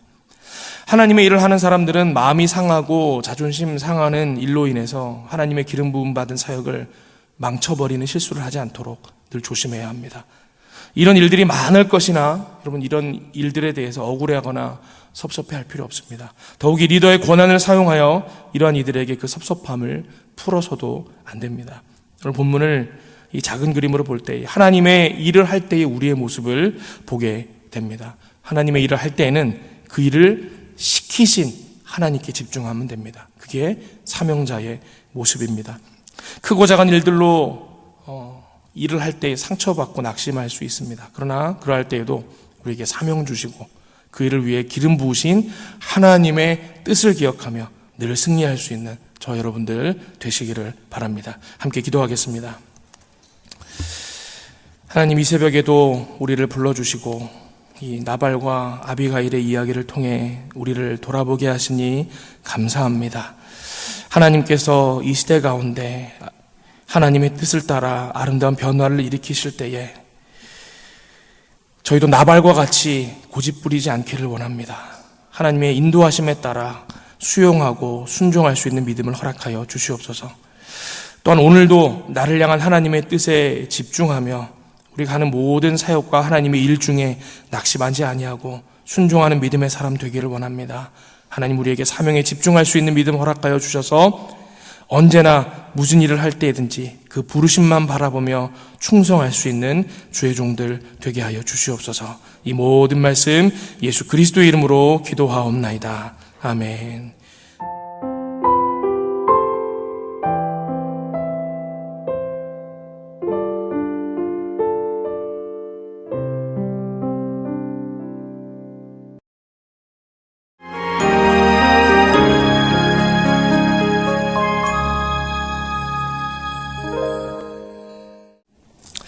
이 새벽에 우리에게 주신 하나님의 말씀 구약성경 사무엘상 28장 7절의 말씀입니다. 구약성경 사무엘상 28장 7절의 말씀, 구약성경 457면쯤에 있습니다. 우리 한 절 말씀 사무엘상 28장 7절 한 목소리로 함께 봉독합니다. 사울이 그의 신하들에게 이르되 나를 위하여 신접한 여인을 찾으라. 내가 그리로 가서 그에게 물으리라 하니 그의 신하들이 그에게 이르되 보소서 엔돌에 신접한 여인이 있나이다. 아멘. 사무엘상 마지막 날입니다. 오늘 통독 범위는 사무엘상 28장부터 31장까지 말씀인데요. 28장 7절 말씀 중심으로 우리 하나님 말씀 함께 묵상하도록 하겠습니다. 우리 매일매일 우리 통독하며 말씀이 진행되고 있죠. 우리 그렇게 하다 보면 또 연말이 되면 이 성경 한 권을 통독하게 될 텐데 내일부터는 또 사무엘 하를 다루게 되고, 여러분은 어떠십니까? 여러분의 믿음도 하나님을 향하여 날마다 가까이 나아가고 계신 것 같습니까? 우리 모든 영락의 성도님들께서 하나님께 또 집중함으로 날마다 영적인 진보를 이루시는 은혜를 누리시기를 바랍니다. 우리가 믿음 생활을 하면서 결단할 때가 있습니다. 뜻을 정하여 우리가 갈 방향을 정하고 다시는 이전의 방향으로 돌이키지 않겠다, 그렇게 결단합니다. 보통 이렇게 믿음의 결단을 하면 이 삶에서 바뀌는 부분이 생기죠. 왜 우리가 은혜 받아서 뭐 술을 담배를 끊는다든지 혹은 잘못된 습관들, 지금까지 해오던 것들 멈춘다든지 그런 일들이 있지 않습니까? 오늘 본문이 이 사무엘 선지자가 죽었던 때로 잠시 시점을 리와인드 합니다. 근데 그때 이 사울의 모습을 설명하는 것으로 오늘의 스토리를 시작하고 있는데요. 이 3절에 보니까 사무엘이 죽자 이렇게 시작을 하죠. 온 이스라엘이 슬퍼하며 그를 장사했습니다. 이 민족의 큰 영적 어른이 사라진 상황에 온 백성의 마음이 혼란스러웠을 것입니다. 나라의 미래를 걱정하는 사람도 있었을 것이고, 또 이제는 하나님의 음성 어떻게 들어야 하냐 이렇게 생각하면서 두려워하는 사람들도 많았을 것입니다. 그때 이스라엘의 왕이었던 이 사울의 마음은 어떠했을까요? 그야말로 혼란스럽고 두려웠을 것입니다. 이제 이것을 어떻게 혼자 해야 하나 근심이 많았을 것입니다. 그런데 그때 이 사울이 뭔가를 결단한 듯한 행동을 하죠. 신접한 자와 박수를 그 땅에서 다 쫓아내버립니다. 이럴 때일수록 왕인 내가 영적으로 바로 서야겠다. 사무엘이 없어진 지금 더 하나님만 의지해야겠다. 뭐 이런 결단을 했을지도 모르겠습니다. 근데 여러분, 이 죄라는 것이 이 경향성이 있지 않습니까? 우리가 결단하고 돌이켰다 하더라도 기회만 된다 그러면 자꾸만 이전으로 돌아가려고 한다라는 거예요. 여러분, 그게 죄의 속성인 거죠. 우리도 보면 왜 수련회하고 뭐 부흥회하고 그러면 하나님 앞에 믿음으로 기도하며 하나님 이제는 제가 다른 거 다 의지하지 아니하고 믿음으로만 하나님만 바라보며 살겠습니다. 그렇게 결단하고는 죄의 습관들 다 끊어내겠다고 결단하는데 일상으로 돌아가 보면 나 빼고 나머지는 다 그대로잖아요. 그죠? 삶의 자리로 돌아오면 다 그대로라는 거예요. 그럼 또 금방도 나도 원래대로 돌아가고 그런 일들이 있다라는 거예요. 여러분, 그런 적 없으십니까? 저만 그런가요? 근데 본문에 사울도 그랬다라는 거예요. 하나도 바뀐 게 없는 원래의 삶의 상황 속으로 들어가니까 다시 결단하기 이전의 모습으로 돌아갔다라는 것입니다. 4절과 5절입니다. 블레셋 사람들이 모여 수넴에 이르러 진침해 사울이 온 이스라엘을 모아 길보아에 진쳤더니 사울이 블레셋 사람들의 군대를 보고 두려워서 그의 마음에 크게 떨린지라. 이 블레셋이라는 대적이 여전히 그들 중에 있었습니다. 호시탐탐 이스라엘을 위협합니다. 그런 현실을 마주하니까 사울은 또 두려움에 빠집니다. 그래서 어떻게 하죠? 하나님께 답을 구하는 거예요. 그런데 우리 하나님도 여전히 답이 없으신 거예요. 6절입니다. 사울이 여호와께 묻자오되 여호와께서 꿈으로도 우림으로도 선지자로도 그에게 대답하지 아니하시므로. 은혜 받아서 회개하고 돌이키고 하나님의 사람으로 살기로 결단하면 이제는 더 이상 세상이 아니라 하나님 말씀 가운데서만, 은혜의 가운데서만 살 것 같은데 나의 일상은 달라진 게 없지요. 사는 게 여전히 팍팍하고 못 살게 구는 직장 동료나 속썩이는 가족들 다 달라진 것이 없이 그대로인 거예요. 이제 결단하고 믿음으로 살기로 했으니 하나님께서도 이제는 내가 힘들 때마다 딱딱 때에 적절한 맞는 말씀 주시고 은혜 주시고 삶의 고난들도 기적같이 없애주시고 좀 그럴 거라고 기대하는 면도 있었는데 실제 내 삶은 아무것도 달라진 게 없는 거예요. 그러면 그 속에서 나만 변화되는 거예요. 여러분 쉽던가요? 나도 여전히 그 자리에 머물러 있어야 할 것처럼 죄의 영적 물살이 나를 전진하지 못하도록 계속해서 뒤로 밀어내는 거죠. 버티다 못 이기고 다시 이전으로 돌아가는 경우들을 여러분 얼마나 많습니까?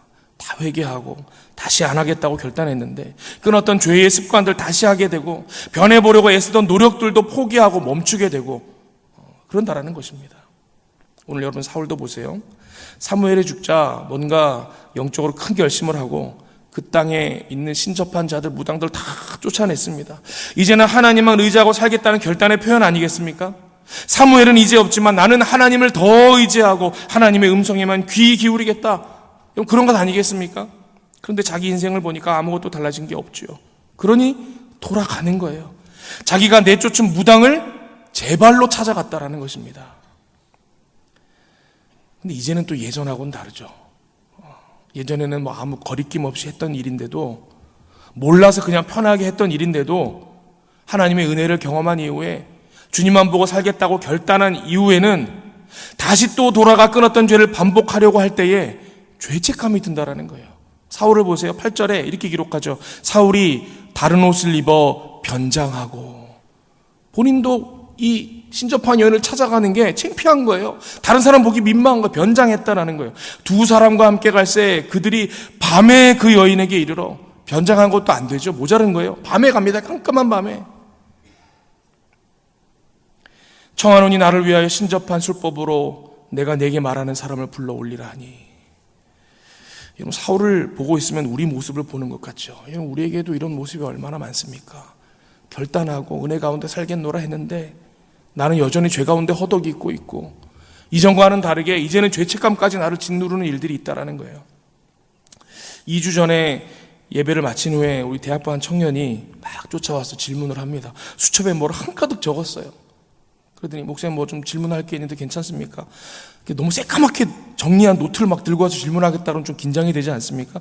물어봐라 뭐가 궁금하냐? 그랬더니 하는 말이 오늘 말씀을 듣다 보니까 자기를 돌아봤는데 자기는 여전히 죄 가운데서 계속해서 회개하는데도 불구하고 계속해서 죄를 반복해서 짓는다라는 거예요. 근데 목사님 이렇게 되면 뭔가 좀 잘못된 것 아닙니까? 제가 지금 어떤 큰 문제가 있는 것 아닙니까? 그렇게 얘기를 하는 거예요. 여러분 계속 회개하고 기도하는데도 여전히 같은 죄를 짓는 것, 여러분 어떻게 해야 됩니까? 어떡하긴 뭘 어떡하겠어요. 주님 따르기로 했으면 그냥 계속 그 길 가는 거죠. 저는 여전히 죄를 짓고 있는데요. 여러분 괜찮습니다. 다시 죄를 짓더라도 계속 하나님 앞에 결단한 방향으로 계속 가는 거예요. 여러분 믿음은 방향입니다. 우리가 어디쯤 있느냐가 아니라 어디를 보고 있느냐가 우리 믿음을 판가름하는 거예요. 제가 이런 메시지를 전할 때마다 우리 청년들과 자주 나누는 비유가 있습니다. 여러분 KTX를 타고 경부선을 타지 않습니까? 우리 작년에 우리 목사님들하고 부산을 한번 다녀온 적이 있는데, 여러분 경부선 안에 많은 역이 있는데 중간쯤에 여러 역이 있지 않습니까? 한 사람은 수원역에서 KTX를 탔습니다. 그리고 또 다른 한 사람은 경북에 있는 경산이라는 역에서 KTX를 탄 거예요. 여러분, 누가 서울을 가겠습니까? 약간 질문이 이상하죠? 누가 서울을 가죠? 서울행 열차를 탄 사람이 가는 거예요. 그렇죠. 서울 가까이에서 수원역에서 탔다고 서울 가는 것이 아니라 서울행 열차를 탄 사람이 서울로 가는 것입니다. 무슨 말입니까? 여러분, 우리의 영적인 위치가 하나님께 더 가까이 있느냐, 죄 가운데 더 가까이 있느냐, 물론 이것도 중요해요.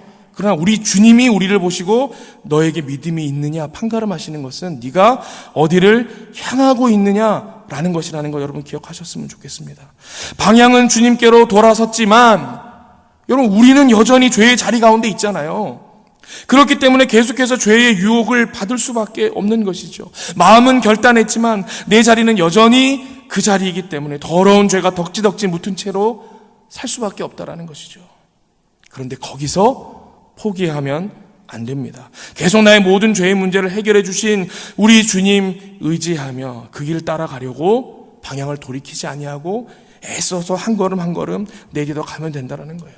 여전히 나는 죄와 더 가까이 있고 시시때때로 실수하고 넘어지지만 내가 가는 방향이 계속 우리 주님을 향하고 있으면, 그 방향만 다시 이전으로 돌이키지 않으면, 그러면 우리 주님은 우리가 지금 있는 자리가 어디 있느냐보다 우리 마음의 방향을 보시고 그것을 믿음으로 인정해 주신다는 거예요. 여러분, 예수님 때 한번 보세요. 당시에 하나님 가장 가까이 있는 것 같은 사람들 누구였습니까? 바리새인들, 서기관들, 대제사장들. 그러나 우리 주님은 그들과 은혜를 나누는 기록이 잘 없어요. 거의 나도 논쟁하고 그들도 예수님 비난하고. 그런데 하나님에게서 가장 멀리 있다고 불리는 부류의 사람들 누구였습니까? 창기들, 세리들, 죄인들. 근데 예수님은 그들과 함께 어울리시는 거예요. 왜 그렇습니까? 하나님 가장 멀리 있는 것 같은 세리, 창기, 죄인들이지만 그들의 마음의 방향이 하나님을 향하고 있으니까, 우리 주님을 향하고 있으니까 우리 예수님께서는 그들의 믿음을 보시는 것이죠. 여러분, 주님 따르기로 하셨다면 여전히 죄 가운데 있는 자기 모습 때문에 실망하고 포기하지 않을 수 있기를 바랍니다. 우리 마음의 방향이, 영적 시선이 계속해서 주님을 향하고 있다면, 주님께로 가는 우리의 그 걸음을 멈추지만 않는다면 그것을 믿음으로 보시는 우리 주님께서 죄를 이길 힘을 주셔서 결국에는 우리로 승리하게 하실 줄을 믿습니다. 여러분, 이 사울은 자신이 제하여 버렸던 이 신접한 여인에게로 제발로 돌아갔습니다. 여전히 연약한 모습이 있더라도 그가 결단한 대로 하나님을 향한 마음의 방향만큼은 다시 이전으로 돌이키면 안 되었는데, 그는 그냥 죄의 물살로 휩쓸려 가버리고는 다시는 그 방향을 하나님께로 돌리지 못했다라는 거예요. 결국 망해버리죠. 여러분, 방향이 제대로 완전히 바뀐 것이 아니니까 조금만 어려움이 있으면 금방금방 원래 자신이 의지하던 쪽으로 휙휙 돌아가 버리는 거죠.